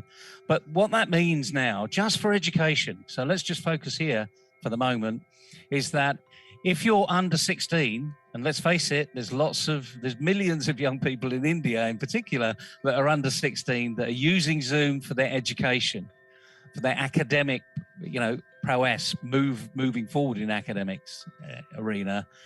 Now they're not allowed to use it. That's the bottom line. You perhaps may be able to get around this by having the parent log on to Zoom. But in some respects, I think that's probably pushing the law a little too far, and it's certainly putting the license beyond that which Zoom has actually instigated, because they've been very clear. And the other thing is, quite rightly, as you said, copyright. Copyright is huge here. And in education, they need to think about this as well, because the number of teachers that I've seen put things up that they have no right to be putting up, no access to, and getting over copyright or using within the law of copyright is easy. As long as you put the source of the information, where it's come from, so you're recognizing the author, then that's absolutely fine. It's when you take the author away, when you take the rights of their privacy, their priority work that could have taken them years to do, when you take that away, you are contravening any copyright, the international copyright law. So just for education, I think we need to be helping them understand what this new law means and how it's going to work, because their practices are going to have to change, and they're going to have to change overnight. Because Zoom, if you go onto a Zoom conference today from your country, they will have to sign this disclaimer.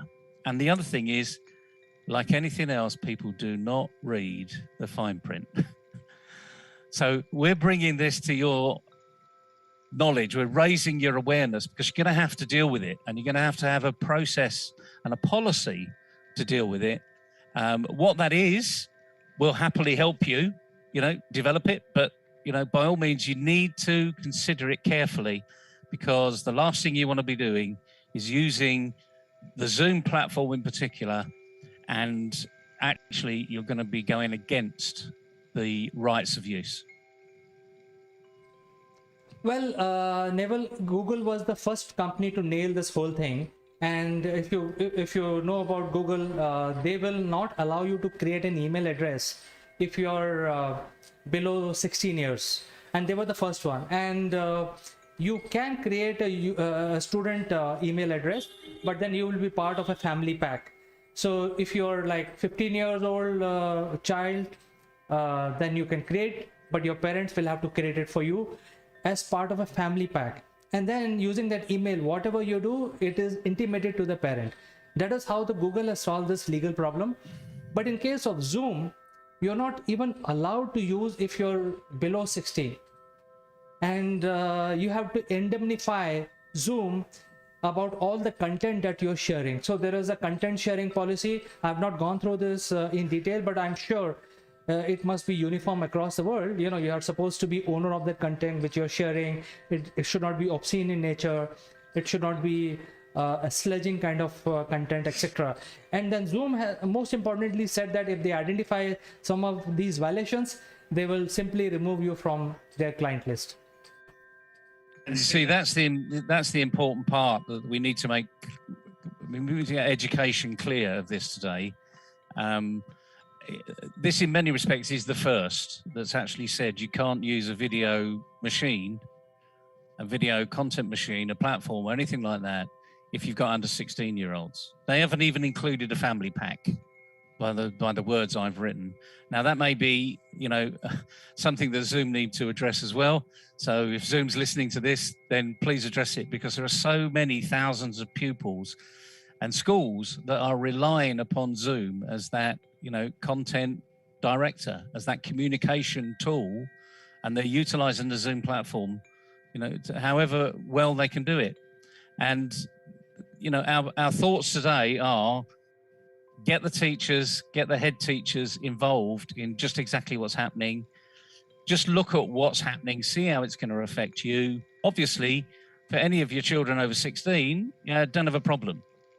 But there's millions of young people, not just in India, but across the world, that are tuning in to teachers giving lessons over Zoom.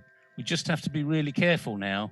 And being aware means you can do something about it. Well, the second thing here is, Neville, is that if you're recording, say for example in school arena, if you're recording a class session, then you're not allowed to do that unless you have taken permission from the other side. So if the schools are recording some 30-40 students joining the session, and if they're recording it for you know, improving the quality, they are not allowed to do that using Zoom platform. So they have to use some other platform. I don't know what that platform would be, but at least using Zoom, they have to take permission from each and every student, and it's like an opt-in service. Well, like anything else, there's always got to be a first mover. As you quite rightly said, you know, Google did this some time ago just on email addresses. They were smart. They created a family pack.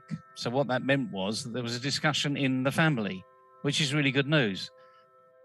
People that want to get around that can still get around it. You know, they can ask their uncle to do it because their mum and dad won't, or something. But my point is, at least they looked at what should be happening. Perhaps Zoom will go down this route as well. I hope they do, because there are far too many people involved in the education arena alone. I'm not touching the business arena for the moment, because most businesses actually are over 16. So this is where maybe Zoom's thoughts have been. However, please, if you're in education, if you're a teacher there, or you're a governor, or you're an owner of a school system, we'll happily work with you, and so that you can understand what's possible within these changes. But the thing is, these changes are there, and you will be, as CK said, if you do not abide by their rules, the license will be taken away. And just imagine the thousands of kids in your schools that now will not have that option. And yes, there are other, you know, webinar type packages that are out there. Google's got one, Microsoft's got one, and a few others have got their own bespoke. But the interesting thing is, you don't really want to be moving away from something you're comfortable on. So the message today is quite simple.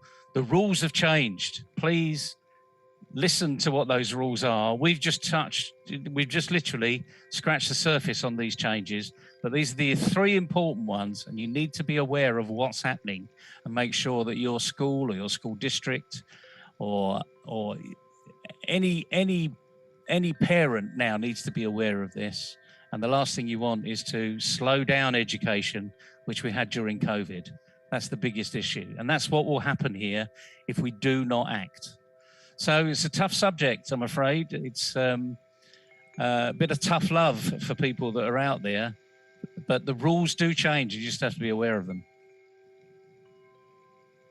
Yes, Neville. In fact, the third thing is the copyright, which is when the school teachers are showing some examples, some diagrams, uh, some study material, it has to be their own content. They cannot take any other content from Google and show it to people or the students. So I think that is the third important aspect. And because these things, I read it and I have written to principal of my school of my kids saying that what are they going to do now, because they are heavily using Zoom for everything, freely. It's a free tool, just use it, that kind of thing was happening. What they are going to do now is the question mark. And I've written to the principal. Let's see what decision they take.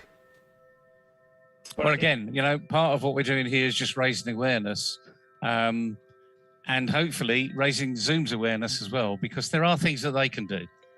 I completely understand why they've done what they've done, but when we're talking about under 16-year-olds, they have to recognise that there's a lot of users out there that are under 16, and they're in the good arena, they're in the education arena, and the last thing we want to be doing now is having a fight over the next 2 to 3 months over what is allowed and what isn't allowed, because young people have missed enough schooling around the world over the last 18 months. So now what we need to be doing is fixing this very quickly, or at least having a patch, a workaround that works within the law, but obviously it's not stopping young people in their education. Absolutely. In fact, the schools can come out with their own ERP, with their video sessions, and they will have to exert a little bit more and not rely on the social media platforms like Google or Zoom. I think they have to get out of it. That's the only solution which I see. And just in case if some smart student who thinks he's a smart cookie create a email address with a wrong age, then as per the legal liability and indemnification clause, he is liable for violating the law. So the law is very clear. I think we are going to see some big changes in the education industry now. Yeah, you're absolutely right. So it's about taking personal ownership. So it's a message we just want to pass to people. There are ways you can work within this and make it work for you.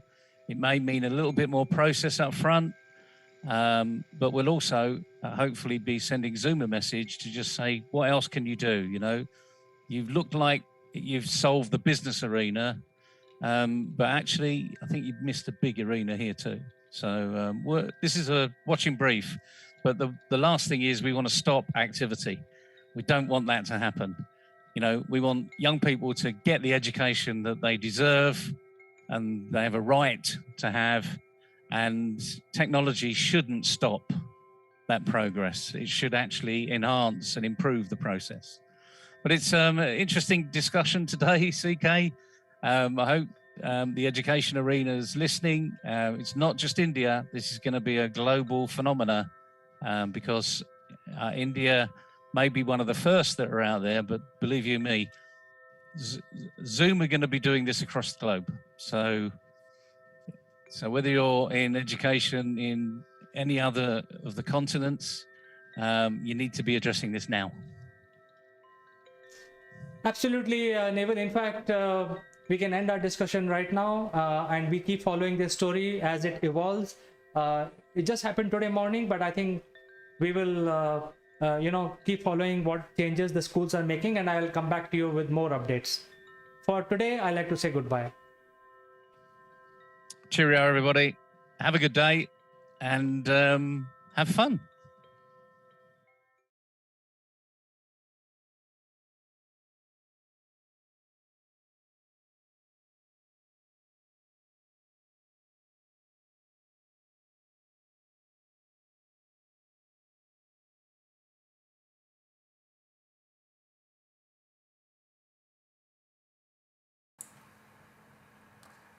Hello friends, this is Chandra from Akulmac Technologies. Welcome to Top Brass Likeable Leaders. This week, I am honored to present to you Mr. Subir Saxena.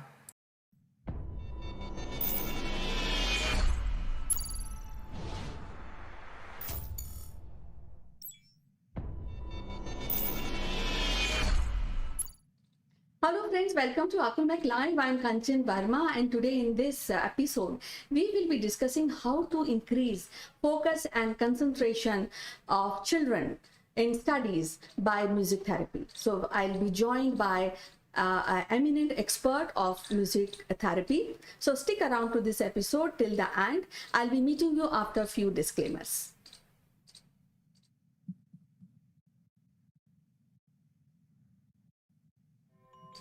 Welcome back, and today we have Dr. Shambhavi Das, who is a very popular music therapist, and she's also having her academy, Surdemi, where she teaches music. So without wasting any further moment, I would like to welcome her.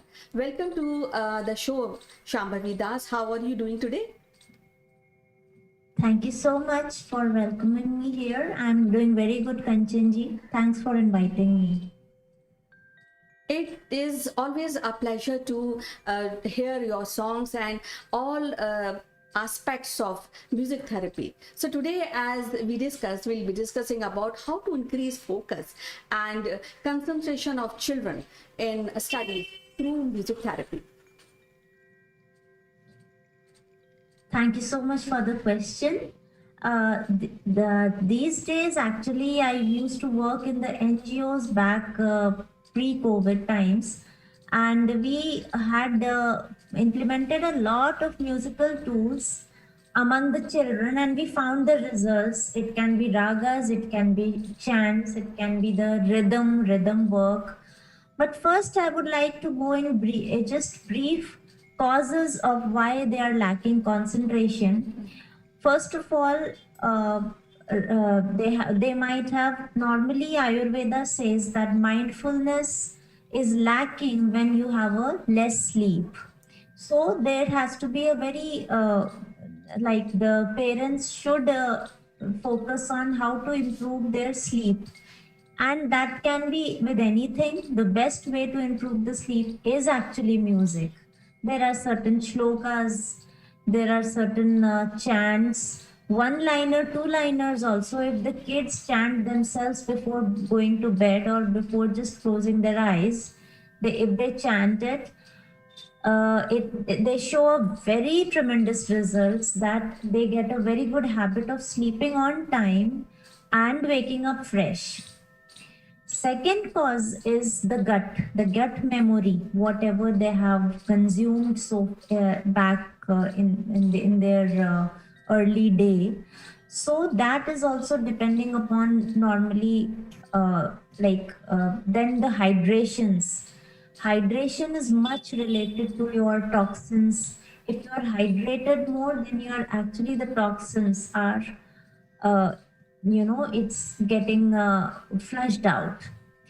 And in music therapy also, we have ragas for detoxification, so that it works on the swadhisthana chakra. Normally the parents cook whatever the kids want, so it's good actually, but maybe thrice a week or twice a week they can move to some healthy stuff as well, because healthy stuff leads to healthy mind and mindfulness, focus, concentration. Second, so these things are there. Secondly, in music therapy, the steps for focus is stillness, that is relaxation. In music therapy or in normal life also, because you are able to take good decision, your blink of the mind, the neurons will fire, and you have a very good relaxing mind, stillness of mind, calmness. Secondly, happiness, joy. So this relaxation bliss is very, very important for the focus, because the kids earlier in our days, we didn't have anything in our mind. Obviously, we were not very good in the studies, but at least I can say that we didn't have a lot of information through the TV and the devices. So relaxation, second bliss, then third comes the cognition, that is the retention, memory, because when these two aspects are good. So for relaxation, we have ragas called, one of the ragas is Shri.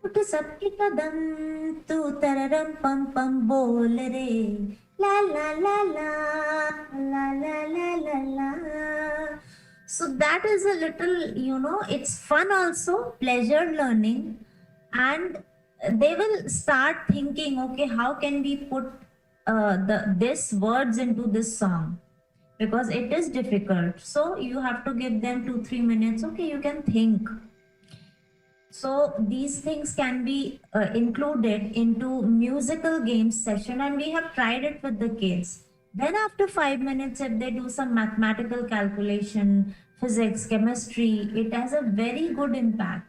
At least, and their focus increases, concentration, memory, retention, cognition, better brain functioning, everything increases with it.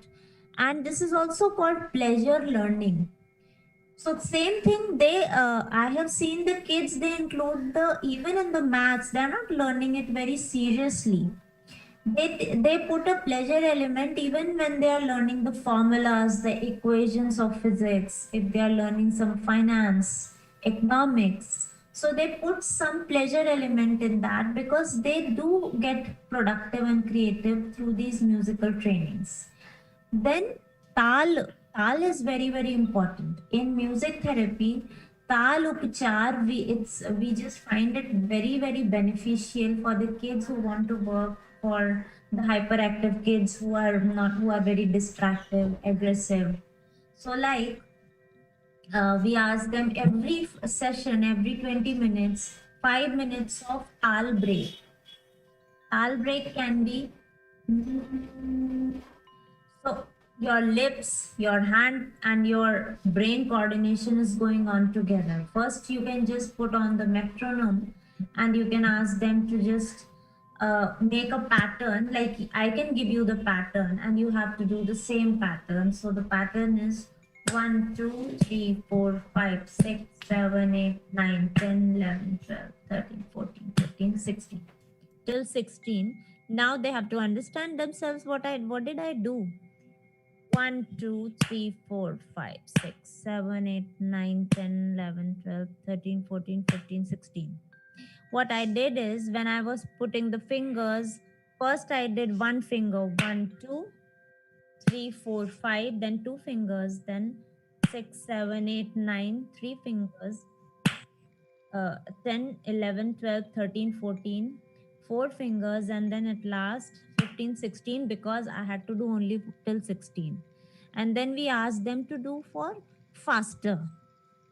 So initially they won't be able to do it faster. Same thing, we can add certain sounds in it.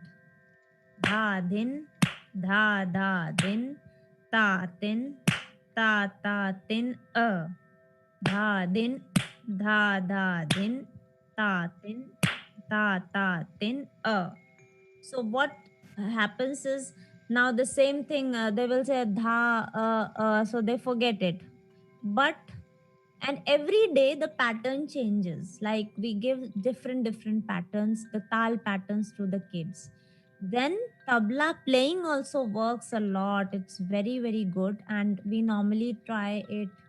I normally suggest it in the normal students also, normal kids, but ADHD, autism, tabla and mridangam play, because when they are playing, their pressure points are also working. These are the brain points, the tip of the fingers, these are the brain points, this is the gut point. So the points are normally when you are pressing it like this, and then you are playing the instruments, if the pressure points are actually they are getting pressed, and those nerves directly go to the different parts of the body, the organs. So tal upchar is very, very important for brain focus and concentration. So there are many tools, uh, how we can elaborate it, and how can we make the learning productive.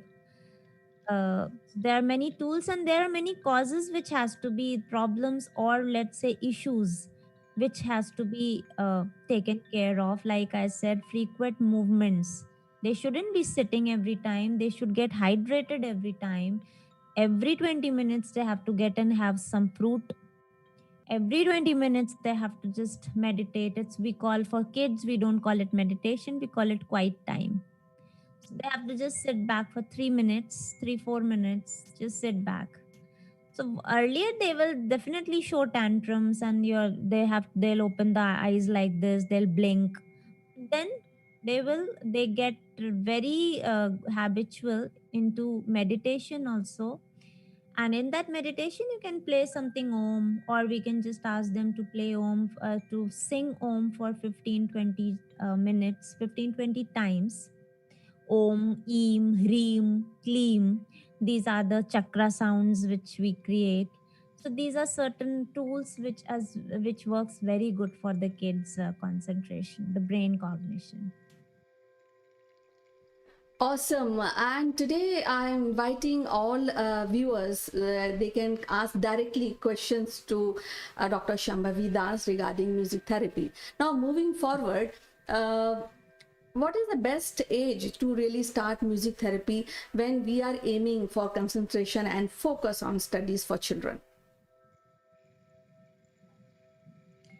For listening, I think there's no age, and it's very important for the kids, even if they are, like we say that even if the kid is right now a fetus, if he or she is in the womb, the mother has to listen very good music, and we have taken the courses for music for pregnancy. So that is the time when they are listening everything, and it is the research that whatever mother is listening, and whatever she is singing, the kid learn them very nicely, and they like it. It becomes their therapeutic music forever, for their lifetime. Secondly, when they are learning it, it's very important, like 3 to 4 years. If it's not in their family, I think 5 years is very good, because at that time they will definitely don't get filters also, that I am a boy, I am a girl, I have to do this, I have to do that. So 3 4 years, or maximum to maximum 5 years, they do. And especially if the parents are non-musicians and there is no music in the family, so it's important to make them do it by 5 years. Why? Because they have not introduced to music, so they might earlier not, they might not take interest or something. If it's in the family, it's anyways in the family. You don't have to direct the kids into music. If a father is singing or listening, if a mother is singing or listening, which is 80%, I feel anybody in the family is there but the best age is as early as they can just get it. If they are not able to sing, you can then the kids has they should get the listening interventions as early age as possible. So, what are those ragas which are associated with focus and learning when it comes to studies, and especially for children? Yeah. So like I said, yeah. So Shri is a rag. Like I said, it works very good, and we have tried it out. Secondly, there is a rag called Hamsadhwani. And it's a very pleasant rag, not like, unlike Shri, it's a pleasant rag. Sa re ga pa ni sa ni pa ga pa re ni pa sa. It's a day raga. Vatapi गणपते भजे हम, वातापि गणपते भजे हम. This is a very popular bhajan in Carnatic music in Hamsadhwani. Then in Hamsadhwani we have, normally it's a very pleasant rag, and it is very good for soothing the brain nerves. So many major note ragas are very good for soothing the brain nerves. One shloka which we normally teach the kids: Shubham kurutvam kalyanam arogyam dhan sampadah. Shubham kurutvam kalyanam arogyam dhan sampadah. शत्रुबुद्धिविनाशाय Deep Jyoti Namostute. This is one we normally tell. Then Rag Bilawal, because it's a very major Rag. Sare Gama Padani Sada Pamagare Sa. And it's again a day raga, and it has a very pleasing effect on the brain. And like I said, stillness of mind is needed for the brain better functioning. So Bilawal is the rag. One so song is Bhorai Gaya Andhiya, Bhorai Gaya Andhiya, सारे जग में हुआ उजियारा, नाचे झूमे ये जग मतवारा, भोराई गया अंधिया, Bhorai. So Bilawal or Alaya Bilawal, it's very very soothing for the brain nerves, especially if they listen to the flute instrumentals. If the kids are not very musicians and they have to listen something, if they're singing, that's good. If they have to listen something, flute, veena in Bilawal or Hamsadhwani. Then this thing, that there is one instrument called saxophone. Then another like sitar, one instrument is called, so very soothing sitar and santoor. These soothing instruments are very good if they are listening something. Then there's a Karnataka rag called Nati. That's a very beautiful rag. Why? Because it takes two both the cousins together in a rag. So Natai is a rag. Then there is a rag called Hamsadhwani. We said Bhopali is a rag. Bhopali we have discussed. It's very good for brain functioning. In fact, this rag Bhopali, it's a pentatonic and it is called as middle birth rag. Middle birth as in middle age, when you are in a between the adolescent to the youth. So Bhopali is very good for the kids who have crossed, who are after their puberty, not for the, maybe not for the smaller kids, maybe the older kids, maybe 8th grader, ninth grader, 10th grader, like this.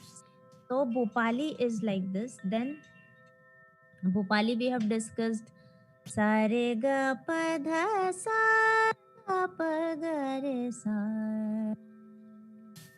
Sare ga pa da sa da pa ga pa da pa ga pa ga re. And that's why Bhopali is taught in very very early stages of music training. It's kind of a very easy rag and a very basic rag. Why? Because it works on the brain. Well, we have one comment, and Sunita says that she has heard music therapy. It's very new to her. So she said, is it effective? Hello, Sunita ji. Thanks for the question. So yes, it is effective. Normally, yes, it's new because people don't know much about it. It is one of the holistic treatments, like you do yoga. Now yoga, initially nobody trusted. Then with time it also gain a little, a lot of space in the holistic treatment. Similarly, in the West and in India also it's coming.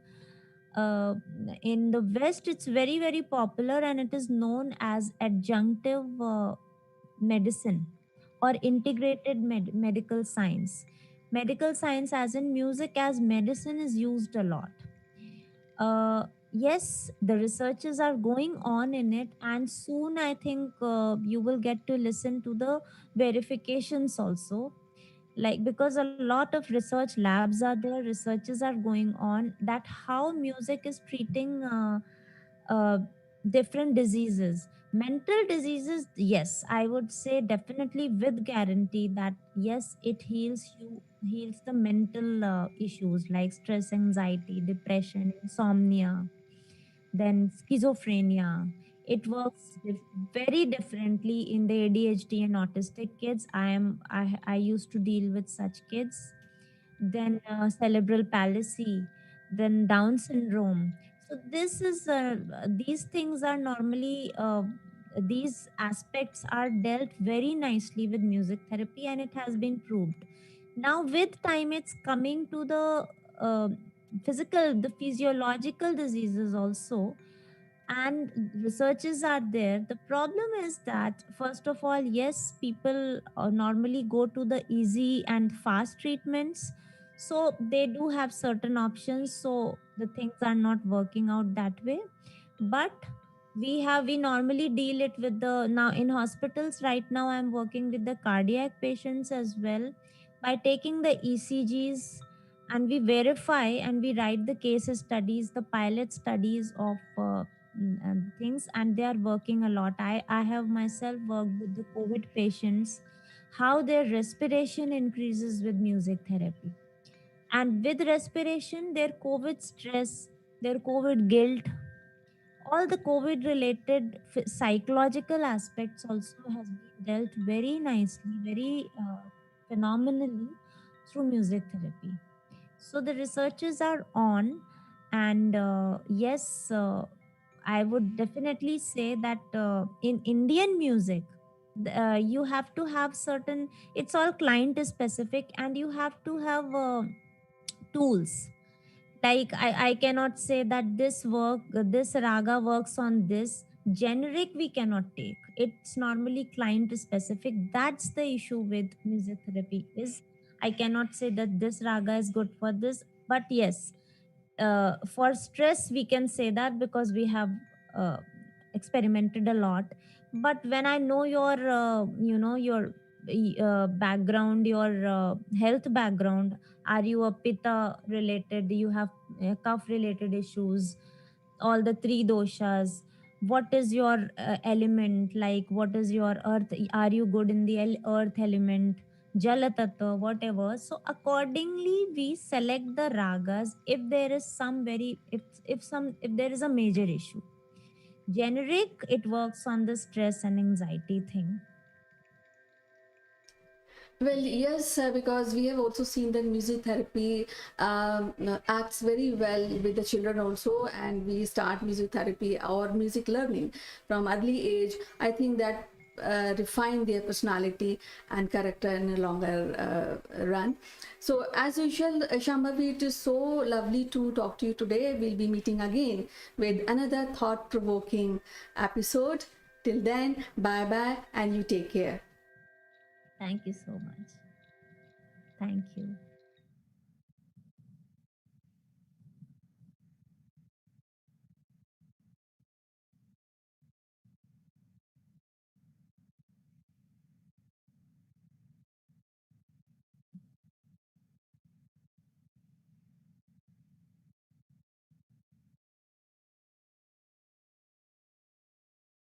Hello friends, this is Akul Mac Live. My name is Chandrakant.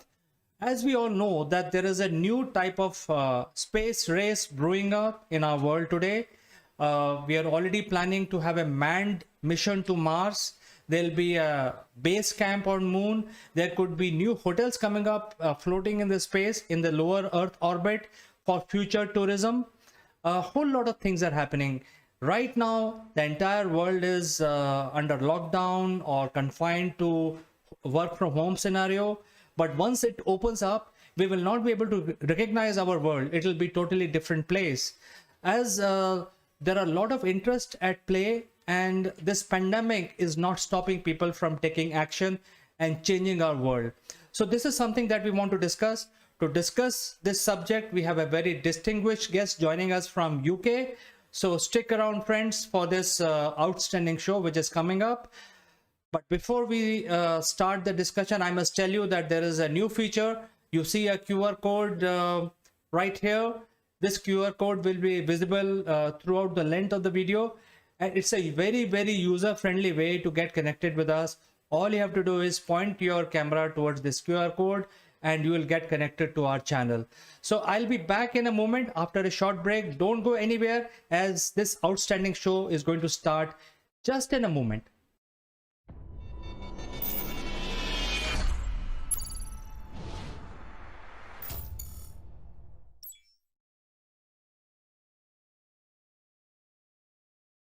Welcome back, friends. And as I said earlier, the subject of today's discussion is the space race. And to discuss this very important subject, let me invite our guest today in the studio, Mr. Naval Gun. Good morning, CK. Good morning, everybody. Space race. Are you a Trekkie? Or are you into Star Wars? Is that reality or perception going to come reality, or reality be perception? I mean, who knows? Some people think that we're in the space arena already. Maybe a few of you are aliens. Who knows? Anyway, that's not the subject of the day. It's a space race. We've just read in the papers, I'm sure you've seen it too, CK, that Richard Branson is going to take a group of people up into the outer atmosphere 9 days ahead of Jeff Bezos. And the papers are full of it, 9 days ahead of Jeff Bezos. This is a race, isn't it? This is one entrepreneur fighting another entrepreneur for bragging rights, to say we are the best, we're out there first, etc., etc., etc. What are your thoughts, CK? Are we back to pure, simple entrepreneurism, or is it something else? Well, in my opinion, Naval, I think this is how the human mind works, and this race has been going on since 50,000 years. When we encountered Neanderthals in the Europe, the Homo sapiens won, because that is what we do, and this is what we do best. We actually go into an area, we are very inquisitive, we want to know everything about that area, we conquer it, then we go to the next area. And that is how the humanity survives. So when we are going to space, it's no different. So right now the battle is brewing up between these three guys, Jeff Bezos, Elon Musk, and Mr. Virgin Atlantic, the saviors of the sea. But I think it's a war. I think more will add into it as the technology becomes cheaper and affordable. And I think that's the final frontier we have. Yeah, it is the final frontier. And I think my thoughts here is we've got three globally recognized what we might call influencers. Entrepreneurs par excellence. Lots of people are being taught in schools about these entrepreneurs out there, the forefront of their field. And yet, these entrepreneurs are not collaborating together, which is another word that's coming out of the COVID arena. More collaboration, more collaboration. How are we going to get out of this pandemic? Through collaboration. And yet we're seeing three people that are doing the antithesis of that, and they are literally competing. And competing for what reason?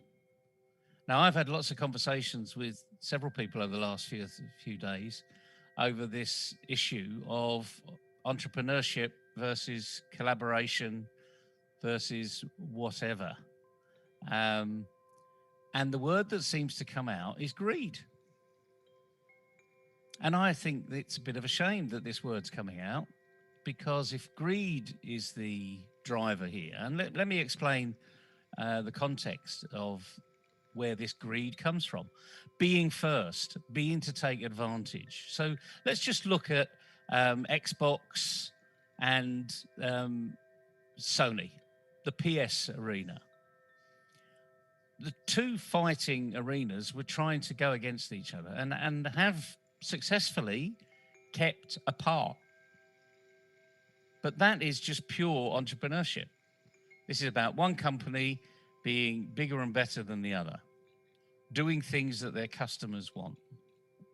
And that's on the planet. And they both, promote using scarce resources better, reinvesting in social, environmental issues, etc., etc., etc. So we've sort of come up to believe that that is an okay method of working. But we're talking about the space race here. Several years ago, and I'm sure you remember because I was avidly watching this international space station come to fruition.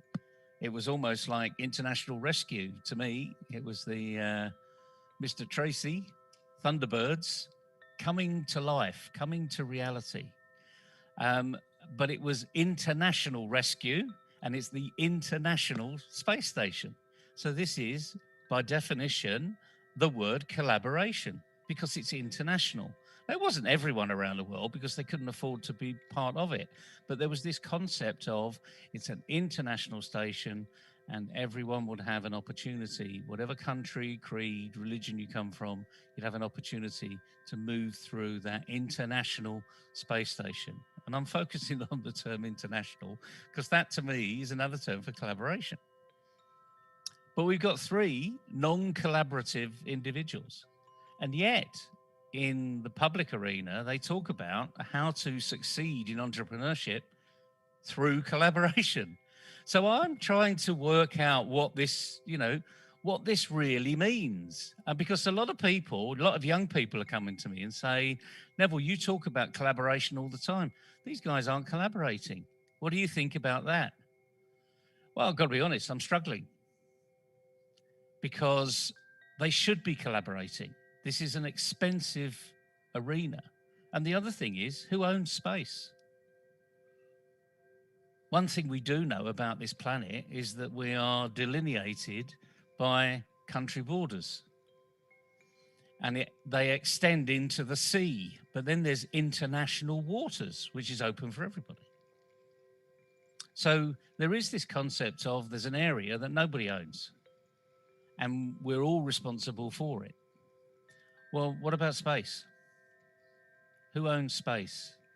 Where are we going to go to in space? If someone starts to put their flag on different planets, what's that actually going to mean?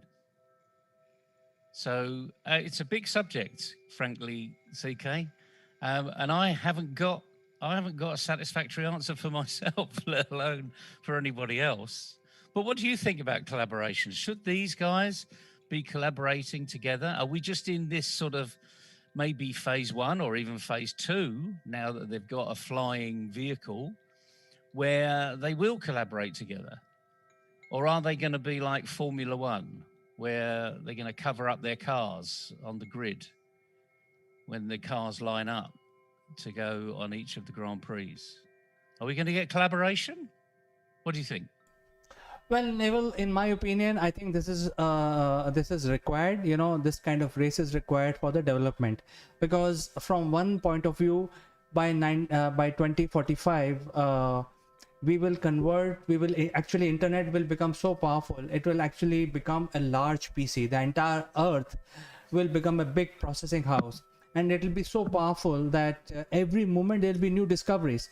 So I think if we do not compete right now in order to reach that level, we will not be able to conquer, or we will not be able to go out and establish our colonies at a faster pace. So I think I sort of agree with what is going on. I mean, if they are competing with each other, they have the resources, they have their own business plans, nobody is funding them, they are funding themselves, they are getting the contracts signed up by NASA or ESA, a European Space Agency, or ISRO. Maybe we don't know what ISRO will do in future, but I think they're all gearing up. And the Chinese space agencies, I think the next race is going to happen in space, and economy is going to drive this.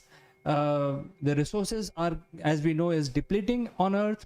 We cannot go to Antarctica, start digging it, because it will then screw up the entire planet. So we have to go to some place where we can start digging, bringing those ready-made materials out from the space back to Earth without spoiling our planet. So I think that's the plan. And if you look at these 3 individuals who are the global leaders, and he tell others about collaboration, I think they themselves have done a lot of collaboration in their own business. If you talk about Elon Musk, I think he is doing a lot of collaboration in the solar power generation arena. He is also doing a lot of collaboration in the battery research and development. what he is trying to do right now with SpaceX is that he is trying to create another layer of communication so that we as humanity move faster.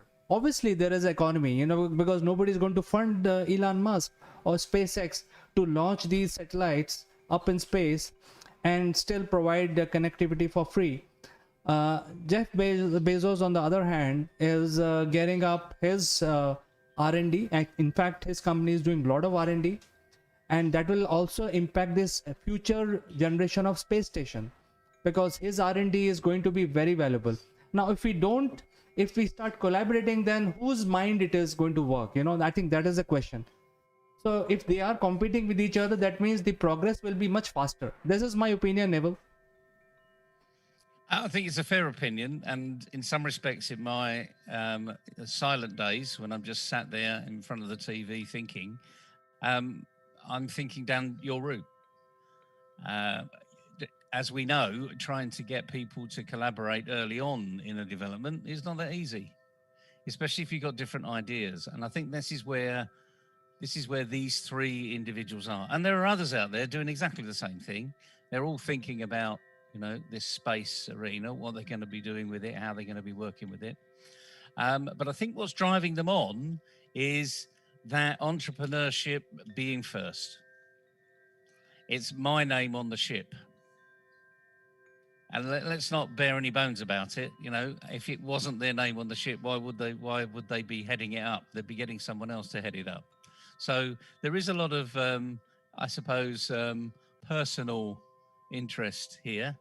But I think it's a necessary process. I think this is almost like a stage 1 or stage 2, where you are looking over your shoulder at the competition as to what they're doing. Remember, the headlines that I said right at the very beginning was Richard Branson goes 9 days before Jeff Bezos. I mean, those were the headlines. Forget the companies involved. It was Richard Branson going 9 days before Jeff Bezos into space, on a jolly, because that's what it is. I don't think there's any experimenting going on, apart from the fact they're just physically going to go up and come down again.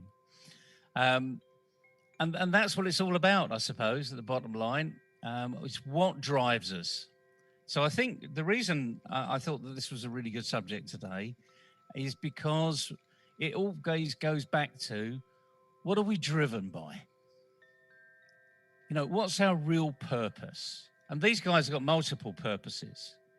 But actually, if you look at their core purpose, they're all aligned. And it may be making the planet a better place, of which, as you've said already, going into the solar arena, that's definitely on that purpose. Looking at waste materials, which one of them's looking at, that's certainly, on that curve, isn't it? So we need to ask ourselves, what's our purpose? Why are we here? What are we doing? Not easy questions to answer, especially if you're very young, because the world's your oyster. But start defining it now.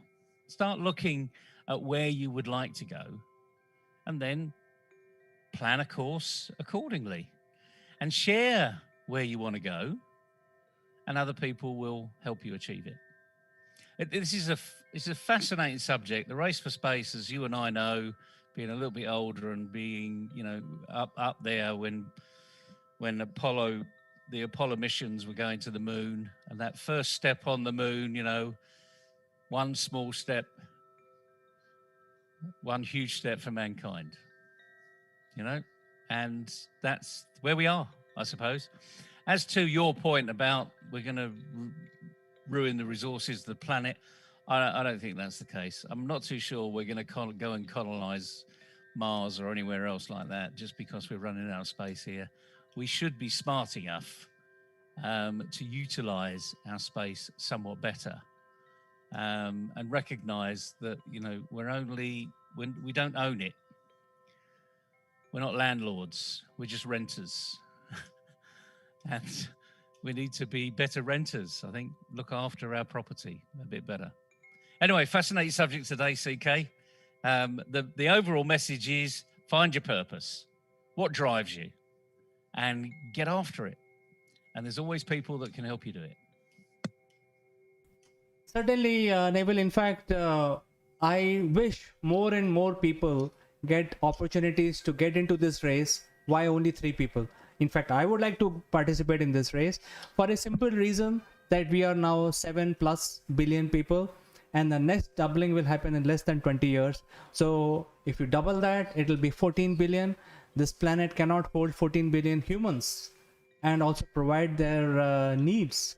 So we need to move to different destination. We need to go to different planets, move out, spread into the galaxies, at least start with solar system. And that is why it is very exciting. And when I talk about Earth being turned into a big giant processing computer size of Earth by 2045, it sounds very exciting. So Neville, thank you so much for coming over and discussing this important subject today. We will catch up with you again tomorrow and something more interesting. Cheerio, CK. Cheerio, everybody. Have fun.